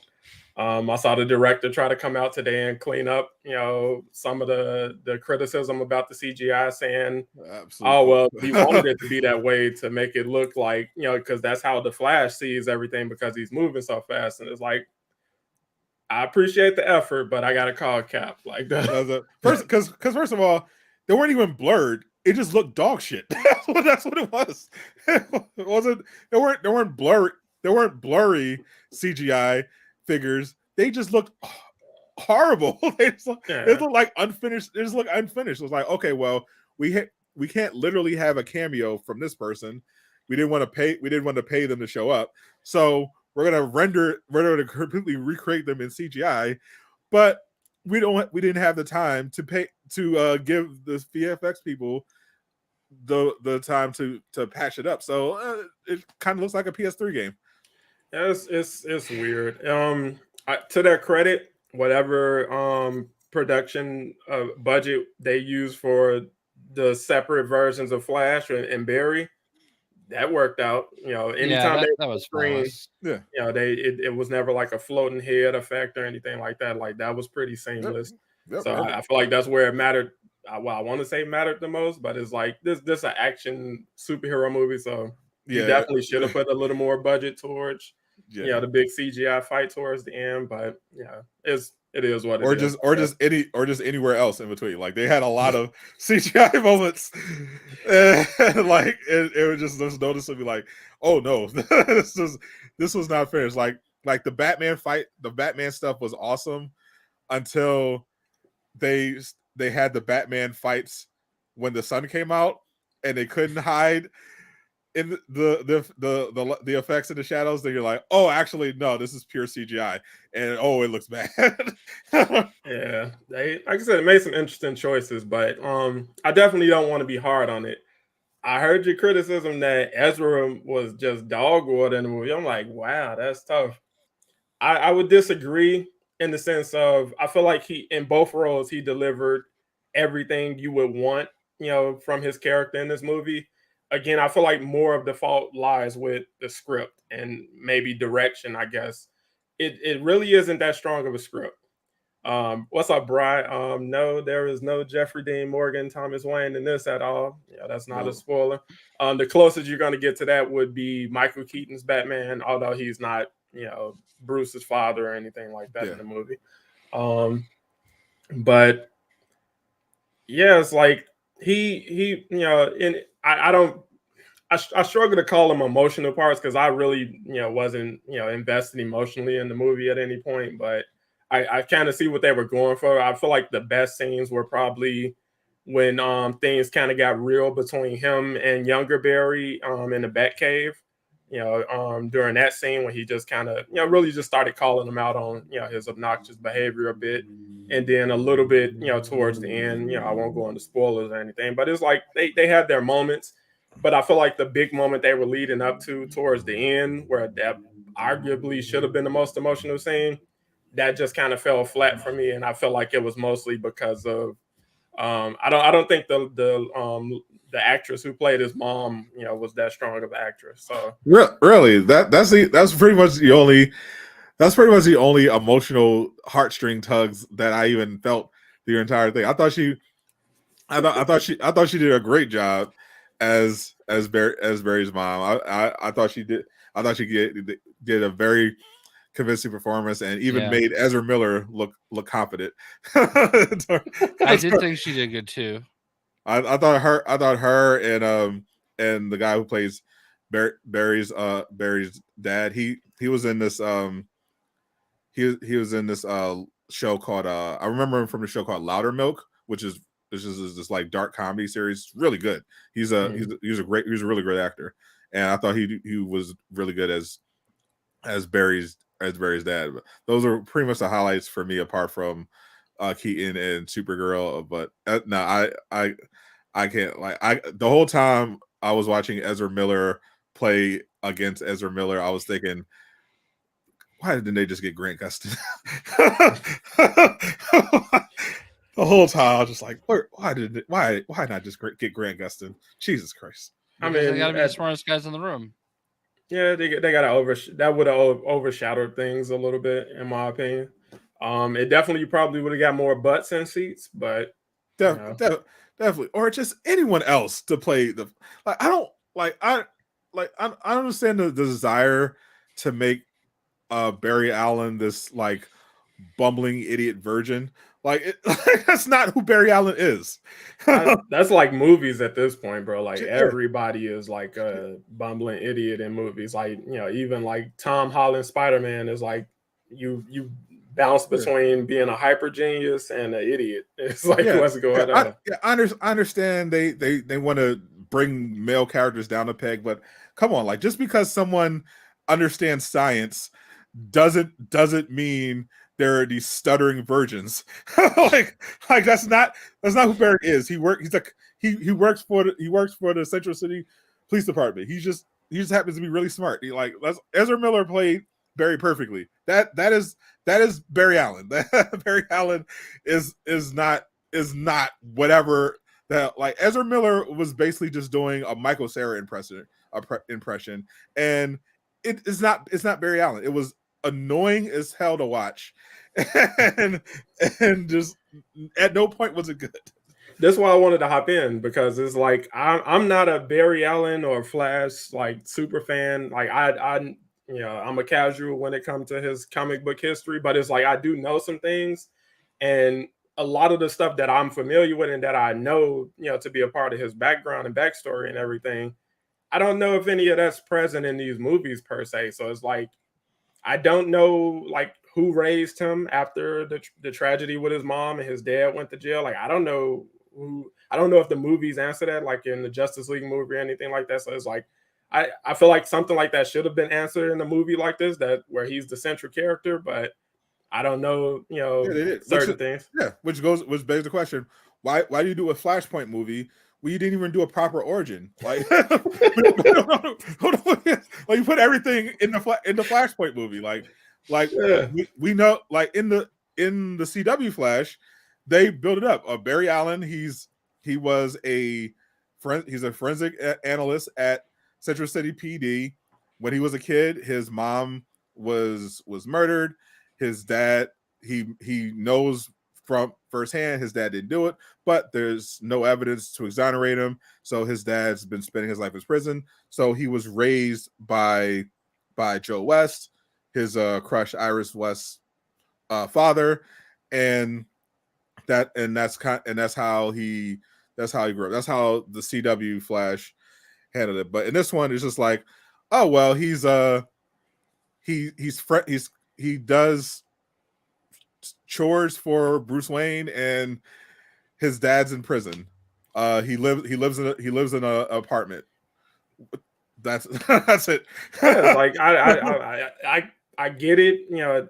It felt like they're taking the Spider-Man approach, where it's like, oh well, everybody knows this story. We don't have to rehash that. And I'm like, I don't think Flash is as mainstream as you may think. Think you might want to touch on that backstory a bit. Like, let's brush up on that. At least they touched on it. Like we knew in Homecoming, Peter's living situation. Like we know about Uncle Ben, and we know he's being raised by his aunt. We know he doesn't have parents.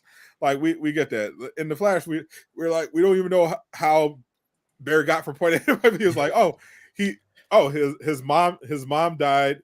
His mom was killed, and his dad is in jail for her murder. What happened after that? Who don't know? Like basic questions. Go ahead, Jay. They didn't even allude to like who might have done it, That's what I was about to say. Like, okay, so the dad, you believe 100% your dad didn't do it, but your mom was killed. Like, are we going to speculate about who? Like, what happened there? It's like going back in the past. I understand you want to change it, but it's like, from our perspective, it doesn't make it clear that he knows what really went on. So it's like, I would think you would want to explore that a little bit while taking advantage of being back in the past. They don't even explore stuff like that. And it's like, that's weird. Like in the CW Flash, we find out that the reason that Barry's mom was killed is because Dawn was trying to erase the Flash from the timeline. Right. And here it's just like some kind of inexplicable home invasion going wrong. Like if even that, like someone just broke in, stabbed Barry's mom and dipped. Like, just disappeared. Like his premise of going back into the past and like, oh well, I'll just do this and that'll fix everything, is like somebody tried to kill your mom. So like, even if your dad isn't home, or you make a way for him to be home during that time, it's like somebody's still coming in trying to assault. So maybe both of them would die this time. You get what I'm saying? Somebody who's running around with a knife. They didn't even pose a question of who killed Barry's mom, because even if you focused on getting your dad off because you know he didn't do it, that means the killer would still be out there. I have a theory. I feel like his mom was killed by Jayshockblast because she was getting close to finding out the secret behind the money bags. She found out about the WB money bags, and Jay, obviously put a hit out on her. That's just my theory. That's actually a more plausible explanation than what we actually got in the movie.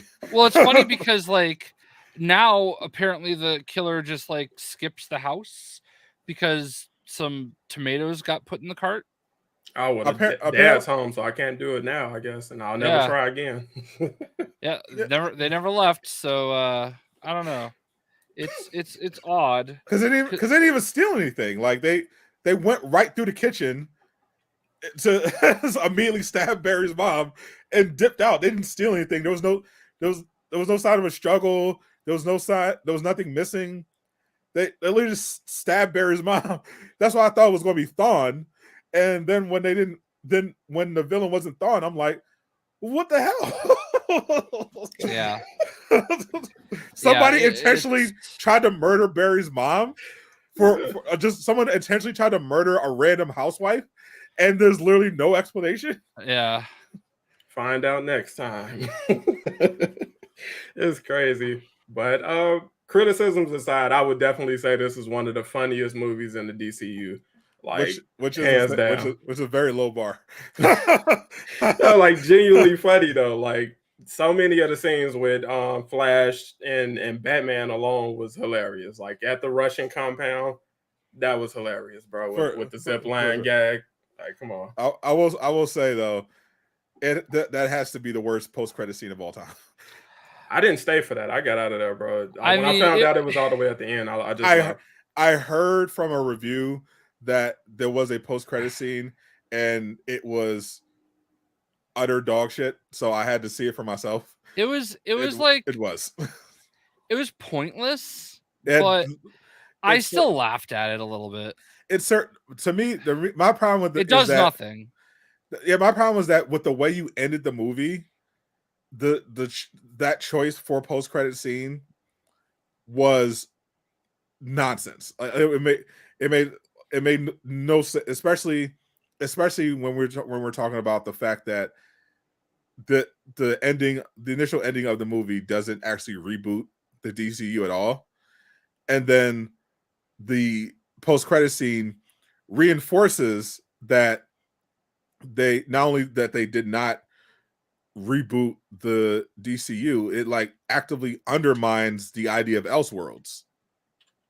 Okay, now I'm interested to see the I was gonna look it up later anyway. You know, somebody always throw it up online like that night anyway, so I'll see it. I was thinking of doing a video like breaking it down why it's so dog shit. The only thing that would have made more sense is if like suddenly he was like, "Oh, by the way, who's Arthur? I'm Lobo." And Jayshockblast already spoiled it, but well, I mean, immediately. So I try to tiptoe around it. I'm not. Fuck it. Even though cat's out of the bag. It's legitimately awful. Yeah, you should not stay to watch it. No, but I don't regret staying to watch it, and I just thought it was nonsense. It served no purpose, but at least it made me laugh a little bit. Got you. I didn't laugh at all. To your credit, you both have made me more interested in seeing it than I actually was when I was sitting in the theater. So I was more hungry than anxious to see a credit scene, especially when I found out it was all the way at the end of the credits. Like you got to sit through all the credits. Yeah, I'm like, nah, I'm not doing that. And I had to pee by the end, so I was like, oh Jesus Christ. I've been doing. I don't know what it is, but like I made it through 2 6-hour flights without having to pee, and like I felt like Iron Man lately. I thought you were about to say 6-hour films. I'm going to say, like, what the hell you been watching, Jay? No. Because like I purposely, Dune.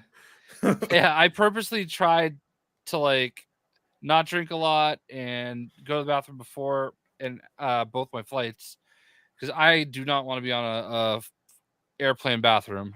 Right, you're East Coast, right. You got to take you 2 extra hours to get back from LA. Yeah, because it's like a 6-hour flight each way. Yeah. I did take some Benadryl before my flight home because there's a red eye, and I was like, I hope I can sleep for some of this.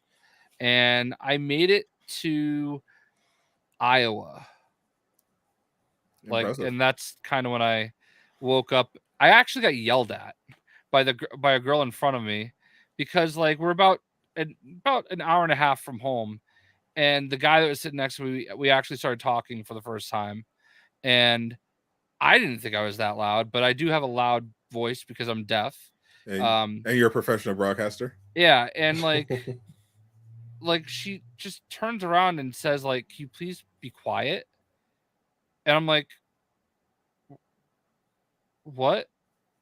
Because I didn't hear her right at first. It's like you're loud. I'm like, "Oh, okay." And I just looked at the guy and said, "Well, it was nice meeting you." You should have told her. You should have pulled out your phone and told her you're hearing impaired and got her canceled. Yeah, I probably should have. But like I didn't have like the heart sounds like an absolute Karen and would have got immediately shut down. Yeah, she wasn't even white either. That was the crazy part. Karen just have no race. Well, I mean, but usually you would expect it to be some Usually. white woman. It was a variant.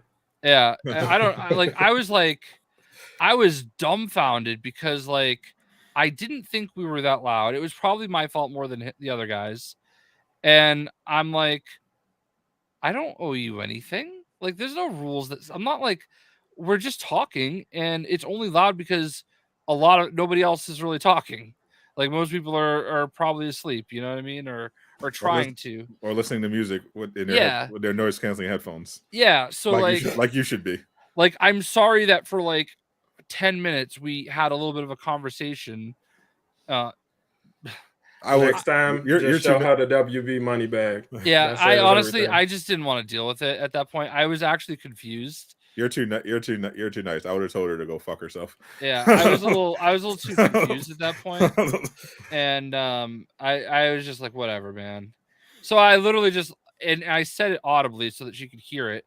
I just looked at the guy and said, "Well, it was nice meeting you." And like, you sure showed her, Jay. Yeah.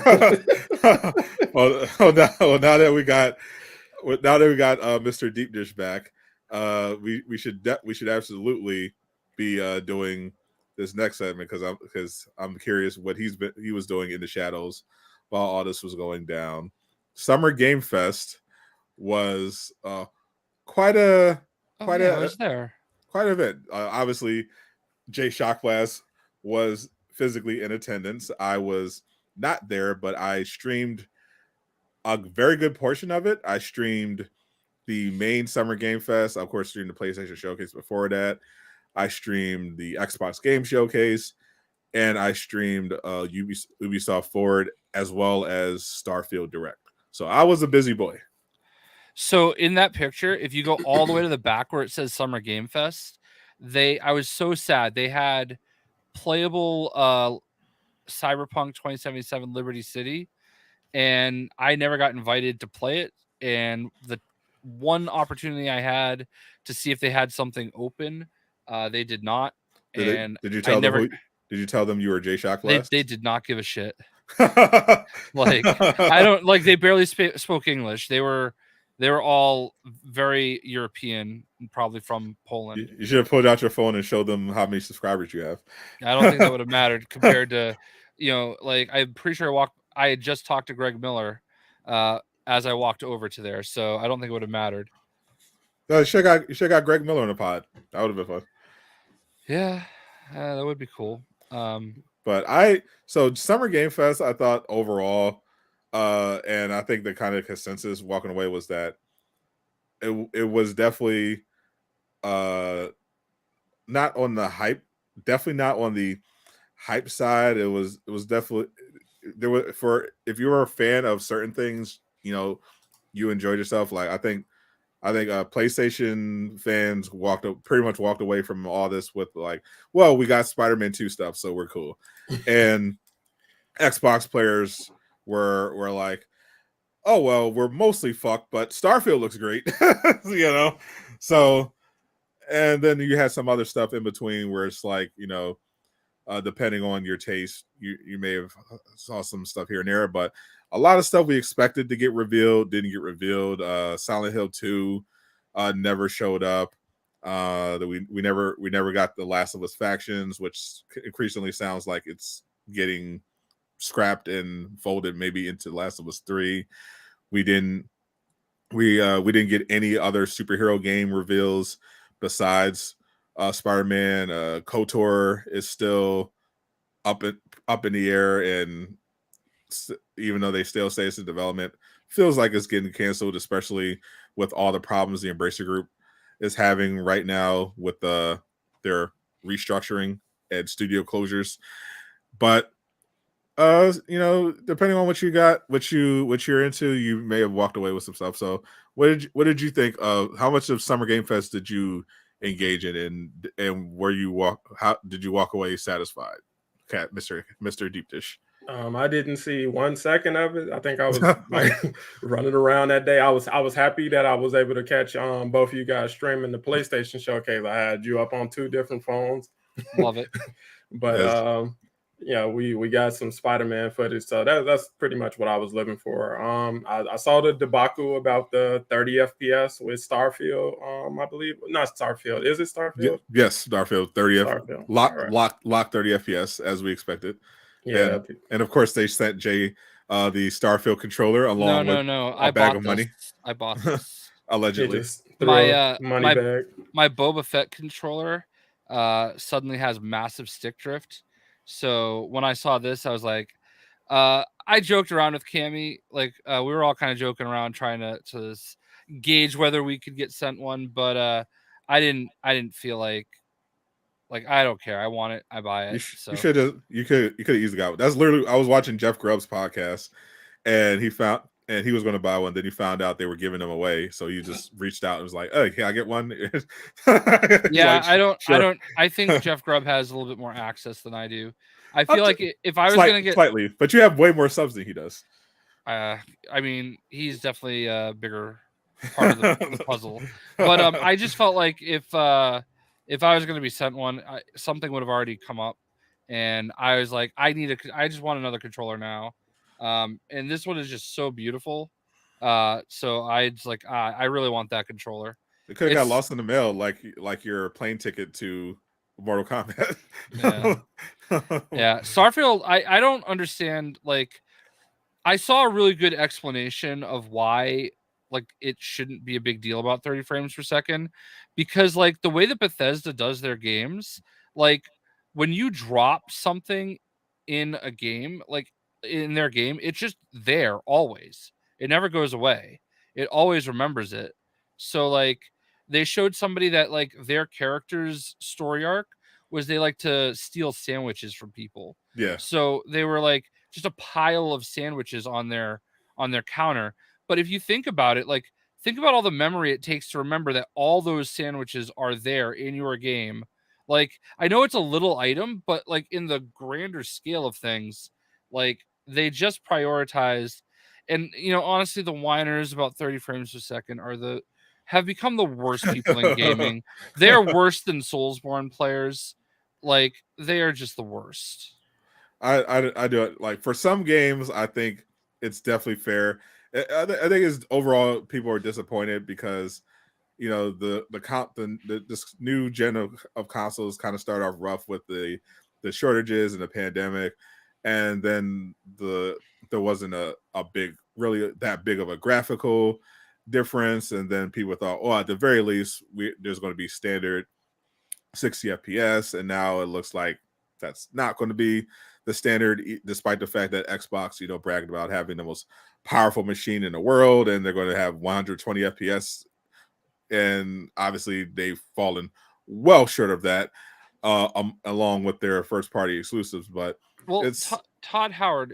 He said that this could be 60 frames per second, and like they just decided not to. And yeah, but let's and be that honest. Could be corporate talk. I got you. It's 100% corporate. Like first of all, this is a Bethesda game. Like it's not going to work at launch. So you know they said these companies. We gotta understand, developer these companies, they lie all the time. Like they're going to tell you what they need to tell you to make sure that you pre-order the game. They're like, if they're not going to tell you if the game's broken, you're just going to find out. They're not going to. They're going to. If you have a complaint, they're going to give you the best possible answer that makes them look good.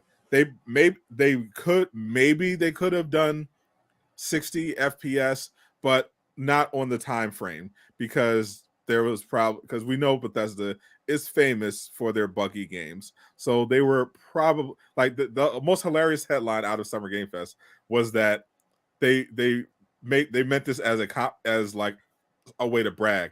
Starfield is the least buggy Bethesda game of all time so far.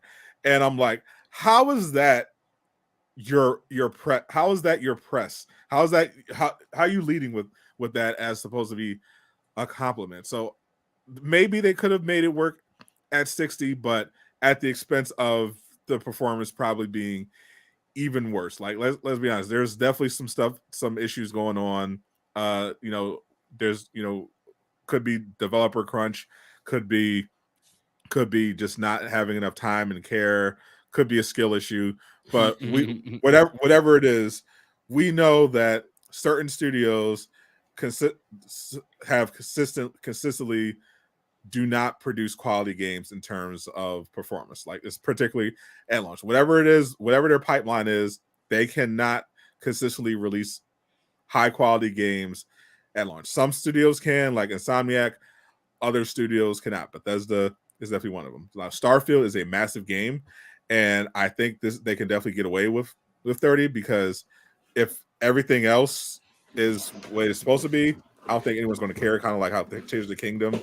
People love that game despite it being on, dated hardware.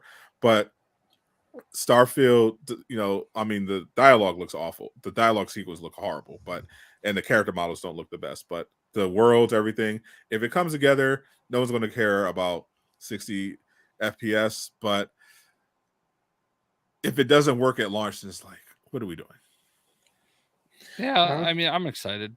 Yeah, I see a lot of people excited. Well, from what I've saw, is the gamer conversation is just all over the place. It's really gotten to a point where no one hates games more than gamers at this point. Like, that is every game, everything is just like I've seen so many bad takes about Spider-Man 2, the Starfield game, and any mention of 30 FPS is like a buzzword. It's like it's just summon the swarm, and it's like, bro, I just don't get it, man. The overwhelming majority of players don't care about 60 or 30 because they've been playing on 30 most of their lives. So it's not that big a deal, especially in. But their eyes games have adjusted. Their eyes have allegedly. I think honestly, I think it's PC players that are driving the frame rate.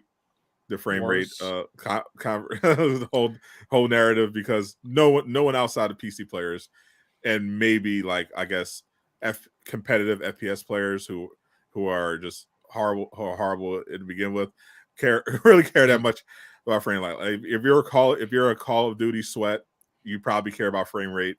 If you play on PC, you probably care about frame rate. If otherwise, you probably don't give a shit. If you're a Switch player, if you've been playing on console your whole life, you probably don't care that much about frame rate.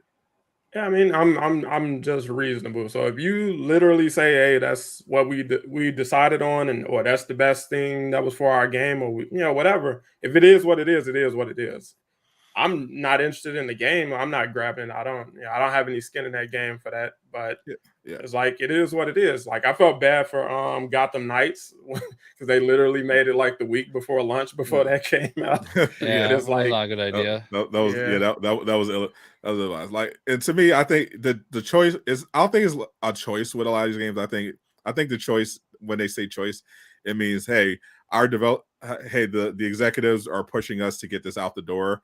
We're trying to make sure it's as functional as possible. So we're making this choice because we know you can make a beautiful and expansive game that also runs at 60 FPS. Insomniac literally did it with Ratchet and Clank Rift Apart. It's like I say, absolutely gorgeous. Is to this day probably the most gorgeous game in terms of just pure graphic fidelity and effect that I've ever seen.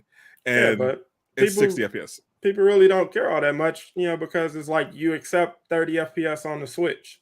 Switch games, you accepted it, and they still look good for what they are. You work with what you have. So it's not like you just can't accept this under any circumstances.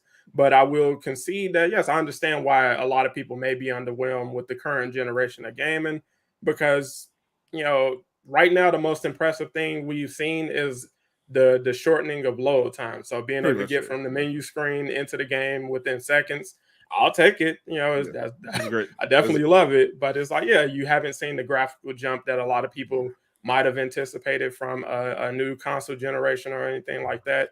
And the 60 FPS thing, on paper, at face value, it can sound bad. Like, hey, this is a PS5, this is an Xbox Series X or whatever. And it's like, we can't even get 60 FPS. You were doing some 60 FPS games a generation ago, or whatever. And it's like, if you don't fully understand, the nuanced conversation, but around, game development, why certain things are done certain ways, and things like that, just kind of pull back, be like, all right, well, I'm not informed enough to really have a dog in this fight. Let me step back, because a lot of what you see online, like Twitter, is just a bunch of parroting. You see someone cool, oh, this game is 30 FPS is dog shit. And I'm gonna just say that. I'll say that on every post. You get what I'm saying? I'm gonna argue with anybody who's saying anything different. And I really don't know. I can't even explain, what FPS even means. A lot of people probably can't even, off the top of their head, be like, what does FPS stand for? I don't know. Functionally, you like, realistically, most people who say that it's a huge difference are probably lying. But to me, the problem isn't 60 versus 30. It's stable 60 versus stable 30. Like, if a game is 30 and it's consistently 30, you're not going to really tell that much of a difference. I go back and forth between games that are 60 and 30 all the time. It's not that big a deal. But when a game is not optimized properly and it has frame drops, you notice the frame drops. Like Jedi Survivor, you notice the frame drops. Like, it look, when it's running at 30, it looks fine. The graphics look okay. The combat, everything feels smooth. But when it drops significantly below 30, you notice. Like, when Gotham Knights drop significantly below 30, you noticed. That's when frame rate matters. Like, when it gets to the point where it's actually affecting the game and making it difficult to play and watch, that's when it's a problem. Like, if you're on a current gen and you're not even hitting 30, that's not a choice. That's a development problem. All right. You want to hear something crazy? What's up? You could still pre-order a collector's edition. Still now? Yeah. I just got to the payment, I submit order screen. So Spider-Man 2 isn't sold out yet? I guess not. They probably, I would think they might have, added a few more orders in there or something, possibly. Maybe. Yeah, because I just I saw one of the like sales Twitters that I follow retweet it, their tweet from 11 hours ago, and I went in there and I was like, oh wow, interesting. I know Hogwarts Legacy's collectors sold out in like 3 minutes. Yeah. Everywhere. Well, that's because all the bigots needed some. It had all that bigot support. Yeah. All the bigots had to have it. Yeah, but it's funny though, because I actually I was packing my bags and getting ready to leave my hotel when the Xbox conference was on. So I was watching Sadot's stream, and you had a very negative vibe about the whole thing, and that was my only exposure to it. But then when I started looking at Twitter as I was taking my Uber to do all the things I need to do, it seemed like everybody else was pretty positive. Even notorious PlayStation guy Greg Miller, I think he gave it a 10 out of 10. A 10 out. I think the Xbox Game Showcase was completely carried by Starfield. I think that I had a different impression of Fable than you did, though. You had a different impression. I thought this was mostly Cope. First of all, I knew it was Fable and you didn't. I think I was more so hoping it wasn't Fable. I can actually accept that, but as soon as the chicken got kicked, I was like, no, this is definitely Fable. I haven't watched that trailer yet because I don't want to be compelled into trying to get another Xbox. That was literally one of the games I played the most when I did have a 360, and it's like I don't. If it looks good, I might get an Xbox. I was obsessed with Fable 2. The graphic quality of Fable 4 was great, but nothing I saw in that trailer made me think, oh yeah, here we go, Fable's back. But I mean, it was kind of just an introduction, though. Is that the way I would have gone about it? Absolutely not. And it's very clear that Fable is a long way away from coming out as well. Yeah. Well, I mean, by listening, I overheard a lot of conversations at this thing, And like there was one game that got announced at the Video Game Awards like 2 years ago, and we haven't heard much about since. I'm not going to say the game because I don't want to like put anybody in position, bad position. But basically, it's something everybody saw and was like, "Oh, that's awesome!" And the whole point of showing it so early is because they're trying to like get people to come work on the game. It's like, all right, we got this game now. You're all watching. You know, you want to work on it. We've got jobs available. You know. My understanding of Fable is that it's not a lack of people working the game; it's that they've been in development hell for quite a while. And that's fine, but like that also could be part of the thing. You know what I mean? Like Star Wars Eclipse, which like Wolverine. Wolverine isn't the game I'm talking about, but I think it applies to Wolverine as well. I feel like it's Star Wars Eclipse. No, it wasn't Star Wars. I will not acknowledge what it was though. But like the whole point of revealing it so early is so that they can hype up like recruitment.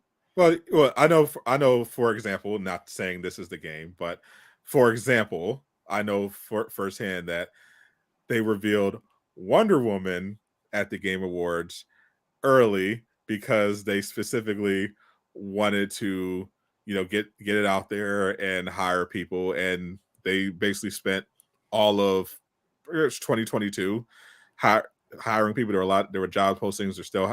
They're hiring. They're hiring a bunch of people. I know Suicide Squad had a similar thing. Well, they had a lot of issues, but they had a big hiring thing in 2022 after the delay. But Wonder Woman specifically was mainly in a place where it's like, hey, here's something. Now we're going to hire a bunch of people. Yeah, I actually know somebody from WB Montreal that moved over to Wonder Woman. Yep, one of the people I met. Someone from God of War Ragnarok moved over. I read. So they got people. I just read recently they got a new writer for Wolverine. So yeah, those some games they'll show early just to as kind of a recruitment pitch, and other games they're just kind of show early because it's like well, people want to know what's going on. Like I think Fable is one of those games where it's like they've been working on it and it's a huge IP. It'll be huge for Xbox. But people want to know what the hell's going on. Well, one of the other things that's kind of crazy is that like there's nothing about Halo. Like that's their bread and butter, and like they had a whole conference with no Halo. Yeah. In past that would be shocking, but after what happened with Halo Infinite, it didn't really surprise me that much. That I was about to say, like, didn't they just get a Halo game? It surprised me. But they always have something going on with Halo. You know what I mean? It's literally the face of their company. Last I heard, they're kind of trying to go back to the drawing board on Halo to try to fix everything. But I'm not surprised that they were just like, well, we want to look to the future because we don't want to remind them too much of what that whole shit show. So it was like Starfield. You had your Fable, which I wasn't a fan of. Now I know there was some conversations around Star Wars Outlaws at the Ubisoft Forward. I know some people were really excited about it. Others not so much. I was kind of in a position where some of the game looked good, but I thought conceptually it wasn't a good idea. And there's some people I saw saying that that this was the more ambitious approach than doing something like a Mandalorian game, and I don't understand that take at all. There's literally nothing ambitious to me about making a Jedi Survivor game without Jedi powers and making the main character basically Han Solo. Yeah, I'm tired of people complaining that there's a female protagonist. It's like, dude, when was the last time there was a Star Wars game that had a female protagonist? Yeah, can we relax? The people who are complaining just because they were being a female protagonist obviously are stupid. I think the Hannah Solo comments were valid. I mean, I don't disagree there, but like they literally called her a scoundrel. So I'm just like, bro, is there anything original about this character? and I understand that, and that's fair. That's a fair criticism. but I don't care. It looks really great to me. It's Star Wars. I'm excited, like all that stuff. I looking at the combat, I was like, this game is not. It felt like it just felt like they just played it way too safe. It's like, okay, let's just take Star Wars Battlefront Han Solo missions and make that a game, but and we'll switch it up by making your space travel look cooler. And it's just like And give you a tiny little space dog. Yeah, and in a tiny little merchandising opportunity. Like it's literally Jedi Survivor. Like you're instead of a robot, you're getting an alien. Like, yeah, I mean, I thought it looked good. I'm excited for it. Like, there's no two ways around it. I thought Mirage looked great. How badly did you get demonetized on that stream? Oh, I had it all. I had it cleared up in about a day. Yeah, but I hate that like here's this weirdo coming out to show off his Netflix show, and then like the whole park gets like claimed. Yeah, I had to go in and manually edit it because for the copyright stuff, like for the music, you can like you have different options though. They'll do rev sharing, and you could just like either replace the music with a song from the YouTube library, or you could just mute. But if you replace it with a song from the library, if something like like a Netflix trailer claims the entire thing, then you have to edit it out, and you can't trim it out if you have YouTube audio in there for some reason. So you have to. So that ended up being a whole thing, but I ended up clearing it up and getting the monetization on those streams. But it was really annoying how not only the monetization works for the claims work for that, but the solutions I feel like could be a lot more efficient. Yeah. When you first said Mirage, I thought about the Transformers movie. I refuse, which I refused to. Well, I watched the pitch meeting for it instead. I had no intention of watching. I have no intention of watching another Transformers movie. But I know some people didn't like the Assassin's Creed Mirage aspect of the overt teleportation magic that you're using for the chain assassinations. They wanted it to be a bit more grounded. Yeah.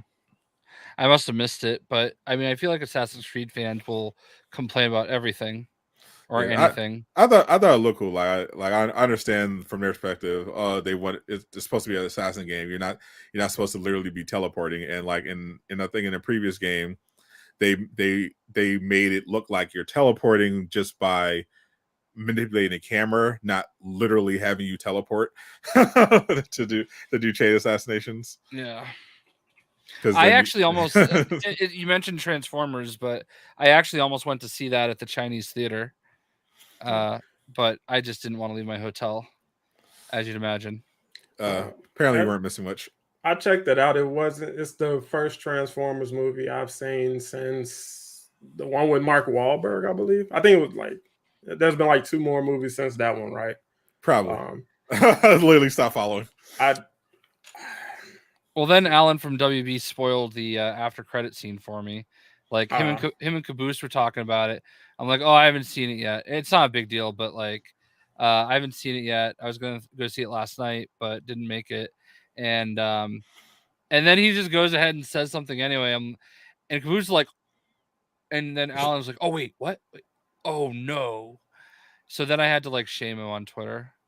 Yeah, but let's be honest. No one cares about a spoiler for a Transformer movie. It's not the end. It's not the end of the world, but it was kind of funny to like to laugh about it. But yeah, I mean, Ubisoft. I don't know. Do they really need their own thing? I mean, I guess they had a lot of games they wanted to, and anime they wanted to show off. So So it wouldn't make sense to have that much content stuffed at the Summer Game Fest. So I understand. I guess they could have made it a little longer and stuck something with PlayStation. Well, I guess then you have to pay money. But I'll tell you one thing that was really weird that was distracting for me, and probably not many people noticed it. But in the very front row, there was actually this girl. I don't know what she goes by in AEW, but when she was in WWE, she was called Ember Moon. and she was just randomly there. Like, I have no idea why she was there. Like, they didn't like go to her for anything. Like, there's no WWE or AEW game. She just likes video games. Maybe she just likes video games. Like, well, I know that, but I don't know. It was kind of random. But that she was just there. That a wrestler that most people don't know was there. Yeah, that's Summer Game Fest. Yeah, that's why I'm saying it's just kind of random, you know, because there are definitely a lot of the wrestlers do their own streams and everything. But like, she's definitely not one of the more famous ones for it. So I don't know. I mean, it's not like this. It's not really. This was like that. Couldn't you just anyone get there just by buying a ticket? No, it was at their. I think it was at their place in San Francisco. So she was just invited there. Yeah, she was just there. Maybe they were a wrestling fan. maybe she knows somebody. I don't know. Maybe she's in the area. It was interesting to see. Yeah. So I don't know. Like, the whole thing was really cool. I mean, I guess we'll just kind of get into like the actual show itself. When we got there, we got into the lobby, and it's just like everybody. You like I saw like was Shaq there? No Shaq. Damn. But there's just like so many creators, like, you know, like Paris Lily was like there everywhere. I have no idea who that is. You know who he is. You know him if you saw him. I probably don't. All right. So I know the YouTubers I follow. That's not one of them. All right. Well, I guess that's the end of the. He's literally in the showcase, the Xbox showcase. Paris. I think he's the one that did the cock can't cook thing on the controller. Remember that? No. the only content creator I recognize from the commercials was Rich Black Guy. Yeah. I met Big Cheese. Don't know who that is. He's part of Nappyhead Gaming with T-Pain. I know T-Pain. Okay.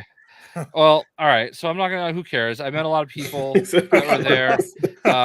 Some people even recognized me, which was crazy. Was Mr. Beast there? Mr. Beast was not there. So we all basically just met in the lobby and everything, and hung out, and then we went out and did the show. The show was cool. Nobody was expecting Nicolas Cage to randomly show up. That definitely was unexpected. Yeah. When I pulled up to the arena, so first of all, the YouTube theater is at SoFi Stadium where the LA Rams play. So it's this massive stadium, and my driver pulls in, has no idea where to go. So he just finds the first YouTube theater sign that he could find and drops me there. I had to go all the way, like, kind of around the building to get to the right entrance. But as I get up to walk to that door, I realize, oh, this is the VIP entrance. So I turn around to go start walking the other way. It's a super VIP entrance. Yeah. And Ed Boon gets out of his car. So I'm like, oh, hey, Ed Boon, how you doing? Can I get a picture with you? All right, cool, bye. And I walk like a minute, and then Caboose, Uncaged Games, and Unruly are all walking towards me. And they've already seen my tweet with the picture. And I'm like, wow, how did in this area with 50 million people, I find the only like 5 people that I wanted to see right away? So that was kind of funny. But the room, there was actually not as many, like, it wasn't like a sellout. Or was Amaranth there? I have no idea. Well, who was there? Like, well, nobody that you know, apparently. Was High Ruler there? I did not see High Ruler. Was Brian Wagner there? I doubt it. Yeah. So I mean, there were, I don't know. I met some people from 2K that I hadn't met before. Cammy was there, and I know Cammy. Was Chris Smooth there? See? Yeah. I don't know. So anyway, but it was cool to be there. And then we left, and there was like nowhere saying this is where your Uber can pick you up. So everybody had trouble getting one, and I was probably the last person in the parking lot, which was great. I could see where the Clippers' new stadium was being built. That thing looks like it's gonna be pretty cool. Oh, that sounds like a waste of money based on how the Clippers look right now. Yeah. So then the second day, actually, so I went from the YouTube theater to the venue the event was going to be at, so I could get my passes because they recommended that.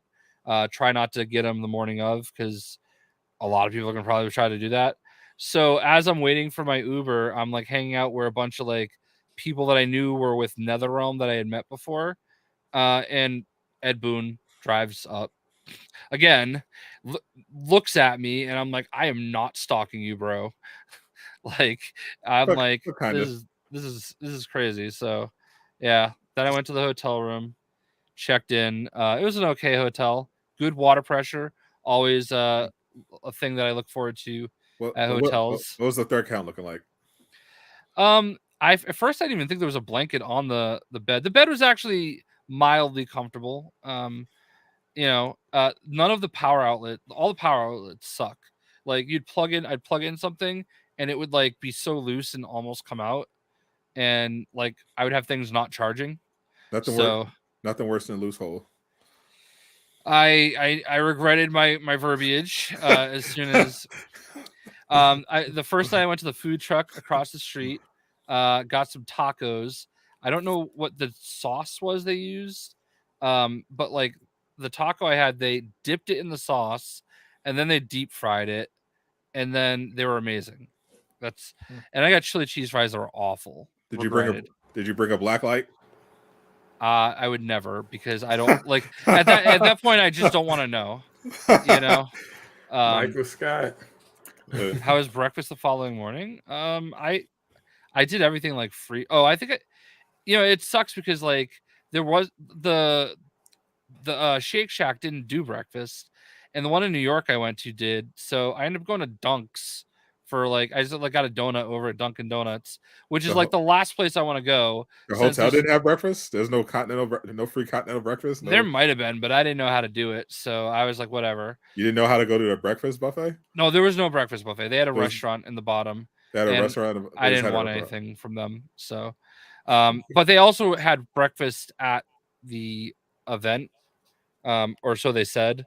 So they said. I honestly, there was like a little bakery, baked good stuff in the cafe, because everything was like comp. Like they gave us a packet that had meal tickets for each day. They had a bunch of food trucks. They had a pizza place. So that was nice. And then they had cafe. Everything was open bar. So like I went up to the bar the first day. Like that picture you were showing before, like directly behind it was this full bar. And I went there. I threw a $20 in their tip jar. I said, "All right, this is for the day." And I had a Red Bull and a Diet Coke. Big spender. Yeah. Well, I mean, everything was free, so it's like I only had a 20. So, but I did get a few cookies because those were good. That was the only thing I could pick and go. The pizza was amazing, actually. It's like New York style pizza.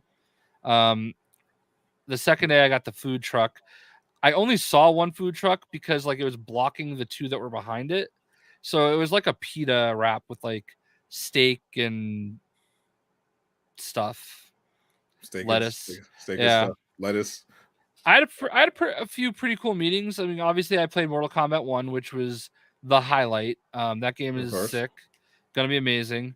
Had a great time. Got to watch sat next to Caboose and Uncaged while they were playing. Was the Rad Brad there? I did not see the Rad Brad. But what I did see, I don't know, are you familiar with Maximilian Dude? Yeah, I love Maximilian Dude. Okay. I got to watch. Finally, you meet someone who actually matters. Yeah. Well, I got to watch him and Unruly sit there and play after, and that was pretty awesome. So then when we went outside, because those guys all know each other, we're hanging out, and Justin Wong like walks up and joins the conversation. I'm sure you know who he is. Justin Long or Justin Wong? Justin Wong, GG. I know Justin Long, great actor. Yeah, Justin Wong, one of the most legendary fighting game people ever. Anyway, so just to be a fly on the wall for that conversation was cool. Is he like Sonic Fox? Yeah, I'm sure he could beat Sonic Fox in most games. I don't know. Sonic Fox is like the GOAT. Sonic Fox would probably admit that. We need to set that up. Sonic Fox versus. I'm sure that they've played each other and stuff. We can even like Google it. Anyway, we should have them do a Marvel's Avengers raid race. See who wins. That's funny. I have to tragic. I did not see Sonic Fox, but I thought he was there. Yeah, they played 8 months ago in Street Fighter. Who won? I don't know. I have to watch the video. No, you don't. You just copy the video into a caption thing, and it'll tell you it'll summarize the video. They could put that in the chat GPT and ask it to summarize the video. I don't know. It was on Sonic Fox's channel, so probably won because he's Sonic Fox. You could just also just look at the comments. I want to know who. I want to know who won. Let's answer. All right, hold on. Let's go back. So this once a raw. All right, let's go ahead and do this. Who won? Let's go in here. Who won? Who won? You also skip to the end. Justin Wong is literally a legend. Really cool to see Sonic take him on in the game he's known for. All right, let's go to the end. Yeah, I want to know who won. Is this part of your part? Oh, he it looks like Justin like dragged him. Racist. I mean, Justin Wong is like, I have no skin in that game between either of them. Well, I still know who Sonic Fox is, and I'm not familiar with Justin. Well, I met Sonic Fox 2 before, but anyway. Godslave knows of Sonic Fox. He doesn't approve of his lifestyle, apparently. I actually met Sonic Fox when I went to E3, and he was really nice. I thought you were about to say you met Godslave. Was Kyle there at Summer Game Fest? Can't confirm. Was not there. He was under Jay's hotel bed. He was in a room next door. He's the reason why there were all those ambulances and police cars outside. He went on a woman beating spree. Yeah, apparently. Oh yeah, my cameo in Uncaged MK1. Yeah, I just heard them talking and doing their intro, so I just kind of leaned over and was like that, and then I just hear Uncaged go, "Oh, and Jayshockblast is right there." So he noticed. Your senpai noticed you. How did it feel? It felt good. I did talk to Uncaged and Caboose about possibly coming on together at some point and having both of them on with us, and they were all about it. Oh, so, yeah, they definitely want to do it. Those two are a ride together. You missed it casual, of course, when Caboose was on, but I saw the stream. I couldn't get here. I couldn't get back to the house in time. I wanted to try to make it home. Traffic and chaos. Well, if we get that set up, then we definitely got to have casual there for that event. I talked to I played Immortals of Avium. That game was actually really cool. I enjoyed that. What kind of game is that? It's basically like Tiny Tina's Wonderland, but realistic ish. It's like Doctor Strange. It's what a Doctor Strange game would probably be. If it was if it was a first person looter. Yeah. So that was actually really cool. I met with Samsung, and that was actually really cool. That's embargoed until August, though. So, that must have been a big bag of money. I told him how much I hate the Sony TV I bought, and for just a second, I thought he was going to hook me up. What I can talk about from that, though, is I played the Samsung Game Hub. I played like Fortnite on it, which is basically like cloud gaming on the Samsung Smart TV, and it was like flawless. And you could do it with like Xbox Live, Amazon Luna, basically any of the cloud services are on it through the Game Hub. But like we're basically on this dude's Xbox Live on the Samsung TV without a console.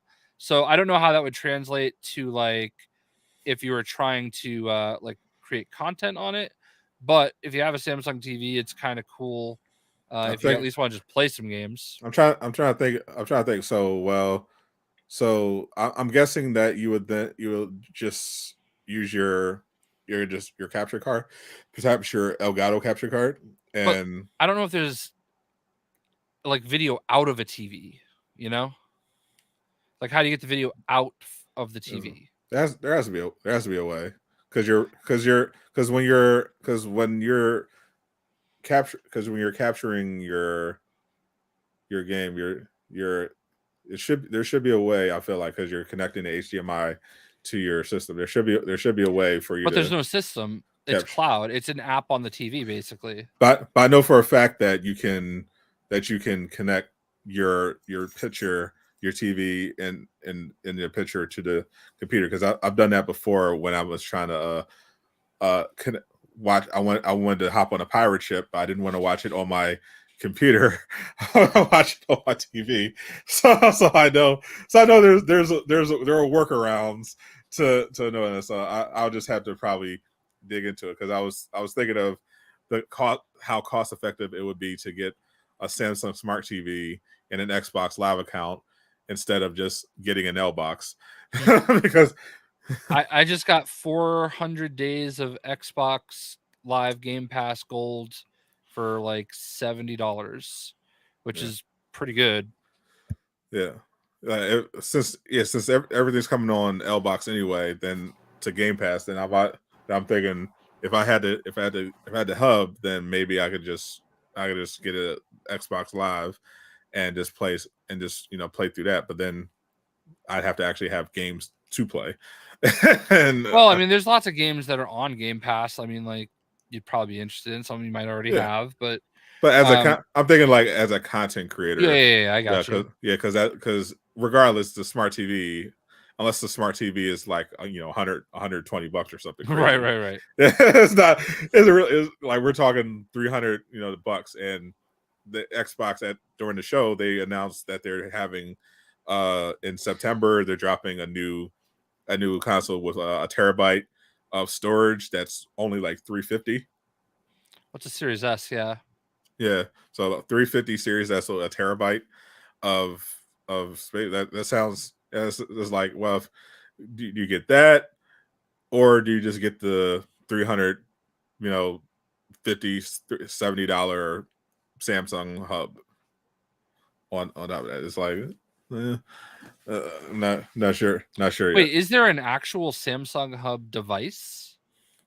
I'm pretty sure it's connected. It's going to be built into the TV. So yeah, all right, that's what I thought. So I don't know. I'll look into it, because it's like, because so far the only Xbox game I'd be playing this year if I got an Xbox would be Starfield. Yeah, I would love to be able to. Is that like a co-op game? Starfield is single player. All right, I thought it was, because like that's what like the Fallouts are and everything. But it'd been great if if we could like team up or something, Because it's like, I mean, you're already aping off of No Man's Sky. You might as well make it multiplayer, but it's not. Maybe that's something they could do eventually. Multiplayer expansion. The other thing that I got to do is I got to go to that Final Fantasy 16 event, which is pretty cool. Great game. Did you play the demo casual? No, I haven't. This is the first time I've been home in the evening and not having to do something or go to sleep in a while. You definitely got to play the Final Fantasy 16 demo. It's fantastic. Yeah, it really is. And that event was pretty cool. It was kind of cool to be there. Like the new president and CEO of Square Enix came out and did a little talk. So that was interesting. Did you talk about NFTs? No NFTs. I think from what I understand, it was his first public appearance as president and CEO. And he talk about Marvel's Avengers? He did not talk about Marvel's Avengers 2. Did he say anything about Marvel's Avengers 2? That's important. I did meet like most of the PR staff, which is kind of cool. They had this big Ifrit statue when you walked in. They also had free food, but I just didn't have time for free food. There's always time for free food, Jay. The lines for the food trucks are so long. So I was like, I'll just get something at the airport, which was a mistake because for some reason most of the places were closed. Should have just got your assistant to stand in line for you. Wish I had an assistant. But yeah, that was I played a game called Blue Protocol from Amazon Games. That was pretty cool. But I know the Amazon game people were hoping to see was Crystal Dynamics Tomb Raider. Yeah. But that I didn't happen either. overheard one of the Amazon Games people talking about Embracer Group, and I can't remember what they were talking about. It was talking to somebody else. They had no idea. Literally, the guy that I had to go talk to about it was so funny. It was literally the guy that I had to talk to about my play session for the game, and I just was sitting at the press. It was right by where the like the working area was, because it was directly across from the Amazon Games. I don't remember what he said, but I just remember in my head saying, "Oh, if he only knew that like I'm sitting here and like, you know, you've got to have a little bit more like situational awareness." And then he says the guy, "All right, well, I've got another appointment coming up, so I gotta bounce." And he goes over there. At the same time, I get up with my stuff, walk over with him, and go, "Hey, I'm your appointment." So that was kind of funny. Tough. The food there was great though. They had these little mini T-bone steaks they were walking around with, and that I was very happy to finally get into that room. That definitely sounds like some rich people stuff. I stuck around in there for a little bit of extra time and maybe had a couple. At the Bandai Namco party, I accidentally had calamari for the first time ever, and I wanted to die. What? Calamari is delicious. I hate seafood. All I heard was like garlic parmesan crusted, and I just assumed it was chicken. So I didn't even listen to the rest. I'm like, yeah, I'll take one, because they have people walking around with food, and I'll take one. And I ate it. I was like, ugh. Garlic. Your palate is horrific. Garlic parmesan calamari is delicious. I mean, it was. I'm with you, Jay. I can't do that. Yeah, it was weird. I can't do the calamari. See, yeah. All casual eats is deep dish, so that he doesn't count. Yeah. I was sad though, because at both there was like a Tekken gathering, at both the Tekken 8 gathering and the Final Fantasy gathering. Kenny Omega was there, who is massive superstar wrestler, also huge big time fighting game personality. Oh right, I don't know who that is. Yeah, well, I don't know. He was the only person that didn't work on Final Fantasy that was doing gameplay stuff other than it was him and Maximilian. So he's on that level. And I was so sad I did not get to run into Kenny Omega, because that would have been really cool. But you did. More importantly, you got to run into Maximilian dude. Like that's. I mean, I've met him before. We did the NetherRealm tour together. He vaguely remembered me. Well, because I haven't seen him since like Mortal Kombat 11 came out. Unruly is one of the guys that like is part of his crew, so like I definitely know him a lot better.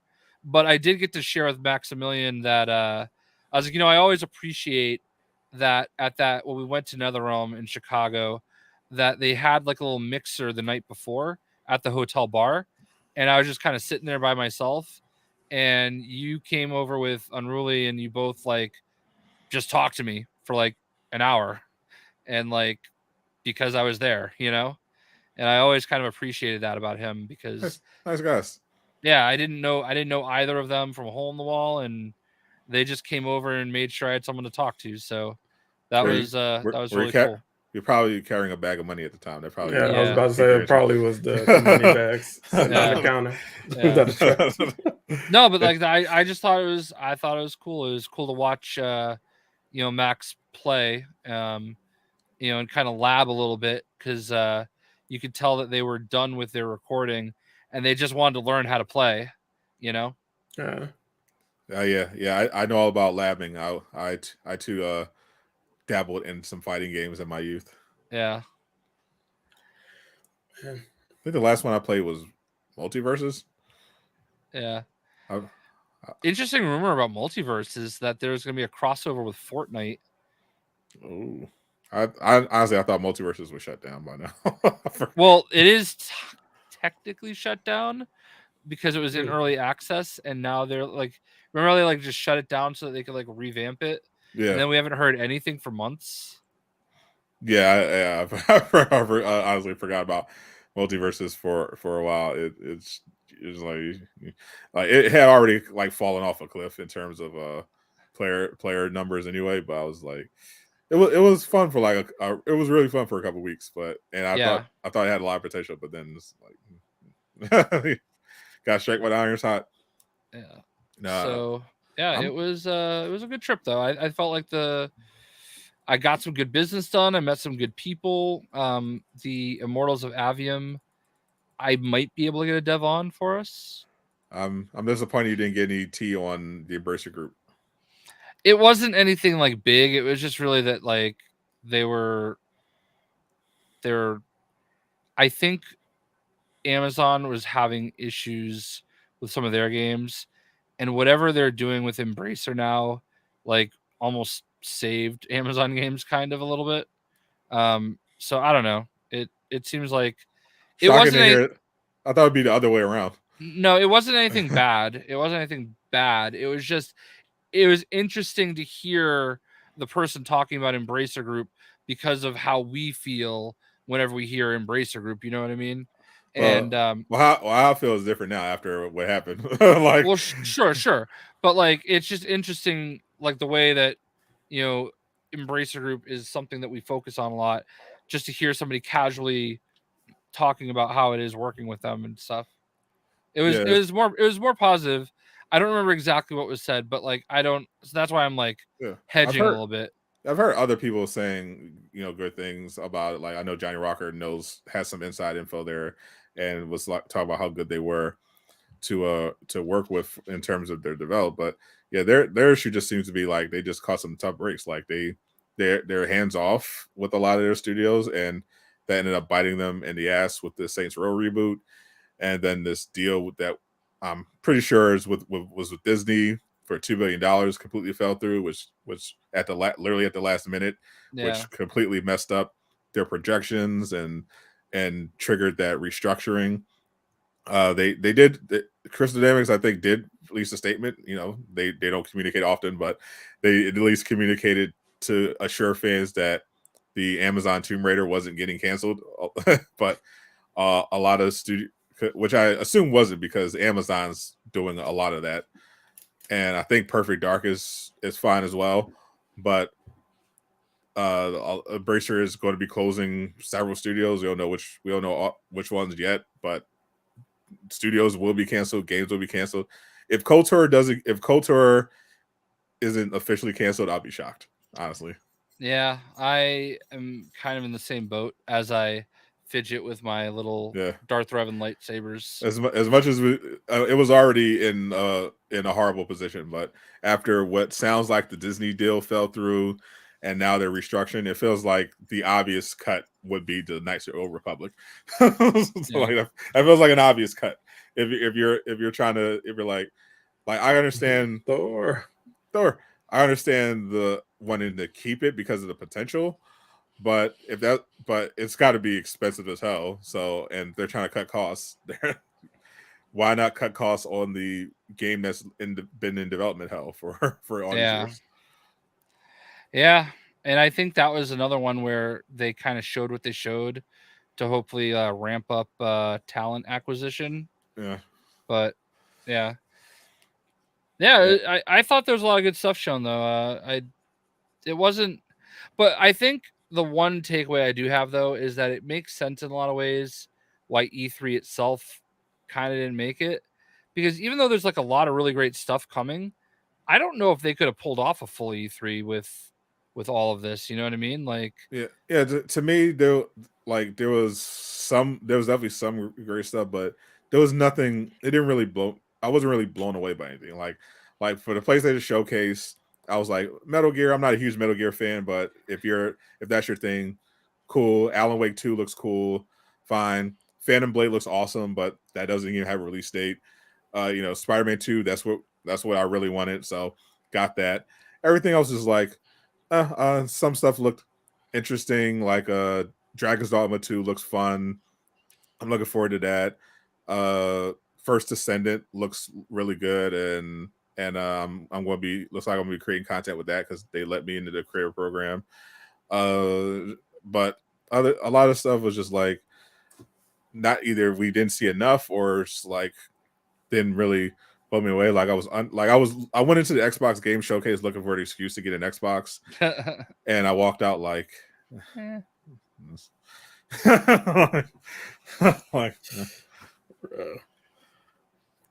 if Jayshockblast wants to send me one, fine, but yeah, if I happen to get a random extra one in the mail, which surprisingly is actually a thing that happened like over a year ago.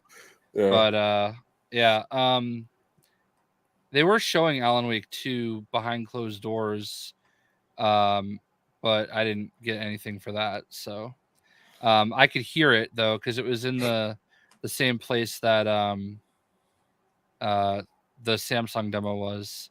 Those are the two things that are like behind closed doors. I could hear people doing the demo. Actually, Hip Hop Gamer was doing a demo. Hip Hop Gamer. Yeah, he was doing a demo because I could hear him. He's actually a really good guy. Like he's pretty nice. Actually, him and Caboose had a conversation where, because like, remember he's like, he was basically implying that there's gonna be something like multiverse happening with Spider-Man. I do remember that. Yeah, and like him and Caboose kind of, but didn't really go at it. Like there was not even raised voice, raised eyebrows anyway in that conversation. I wouldn't call it contentious, but it was. They were about to run the Fate. No, it was animated. It seemed like I felt like I don't remember what Caboose said about the theory or whatever hip hop had going on with that. I mean, looking at his tweet, it so far looks like it was pretty much all cap.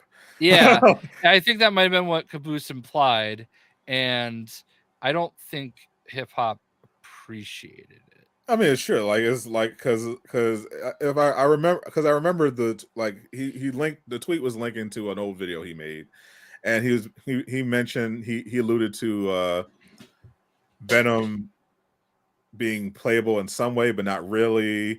He alluded to a mechanic similar to how Ratchet and Clank Rift Apart has the dimension switching, and implying that maybe there's like some dimensional stuff there. And he said like graphically it was like on a whole nother level and everything like that. And so far none of that seems to be the case. And I mean, even the graphic thing, like I thought the game looked really good, but nothing spectacular so far. And I guess I wouldn't call character switching the dimension like a dimension. Okay, it's literally just character. It's like, I mean, it's Arkham Knight. Like Arkham Knight had GTA character. They had we don't even know if it's going to be in combat. Like we know they say it's going to be really quick, but it's like they didn't even confirm yet if it's going to be during combat where you can switch back and forth and do team attacks or anything like that. There's like, oh well, if you're swinging through the city with Spider-Man, you can almost immediately switch to Miles and be swinging around like that. But it's just like, yeah, that's not dimension shifting or anything like crazy. Yeah. So there wasn't a whole lot else that really I can think of off the top of my head that stuck out. It was good to be there, though. I mean, hopefully some good things come of it. Yeah, I enjoyed streaming it. It was a lot. We had a lot of fun. Funny. We had a lot more people at. It was weird. We had a bunch of people. Obviously, a ton of people showed up to my PlayStation Showcase stream because it was PlayStation, right? And we had a really good turnout for a Summer Game Fest, and a really big turnout for Future Game Show, and a decent one for Ubisoft Forward, but no one gave a shit about the Xbox or Starfield Direct. Yeah. I was like, oh, this is great. This isn't the best, but I don't blame me. Obviously, I was not blown away. I thought the Starfield Direct was a lot better than the Xbox Showcase, but even then, it's like, if you don't care about this sort of game, then it's probably not really up your alley. But yeah, I thought it looked good, but my thing is just always, but is it going to be good at launch? That's my main concern. It definitely looked improved from the last time it was shown, but it's like, we'll see how it is in practice. But I think that's it for 1 week. Appreciate the surprise appearance from Casual Avenger. Hopefully he makes it a habit of showing up when he is able. you like having you here, sir. Definitely miss being back, man. It's been a roller coaster, but I was right. When I was picking up the food, I had the stream plan and everything, and I'm like, I'm trying to rush home and just hurry up and get back. I don't want to jinx it by saying, "Hey, I'll be on tonight." Let me just, because I'm telling you, like literally every time I do that, somebody gets sick. Something happens, bro. Like something happens, and I'm like, I'm not doing that tonight. This is much better. Just have you pop in while I was talking. So I appreciate that. Hopefully we will see you posting to YouTube again as well. Hopefully, like I said, it's been so hard to actually get right here and stay here consistently to be able to do anything. So it's like I was eating, so I'm like, let me just. I got everything set up. I don't have to do anything extra right now. So I was like, I can pop in and just get in on the Flash conversation. So I missed out on the Spider-Verse or Across the Spider-Verse conversation, Guardians of the Galaxy. I missed out on a ton of stuff. Yeah, well, we have to catch up, but we're glad you could at least join in while you were eating your pizza casserole. Burger. Allegedly. All right, appreciate the chat as usual. We had a lot of great people as usual. Nava Flow, Capte, Lucky Ray, the homie Struggler Bry. Appreciate all you guys for supporting. Yeah, the Black King, Eastwood, Bearded One, all you guys, no cap. Spencer Snight from my streams. This is Night from your stream. We appreciate you supporting Aftershow Podcast, and hopefully we can we'll get to 1,000 subscribers one day. We'll keep pushing. I'll try to. I have an idea for a short that we can make, so hopefully that gets us some out of the stream. So hopefully we can get some stuff hopping off there. I've been posting videos to the channel as well, other than stream. So we're gonna build up to it. We're gonna get there. So as usual, we'll see you guys next week. At least 2 of us will be here next week for sure. We'll see if there's a third or even a fourth. Fingers crossed. You never know. I'm Sadot the Gamer. Casual Avenger. I'm Jayshockblast. Zip it up and zip it out.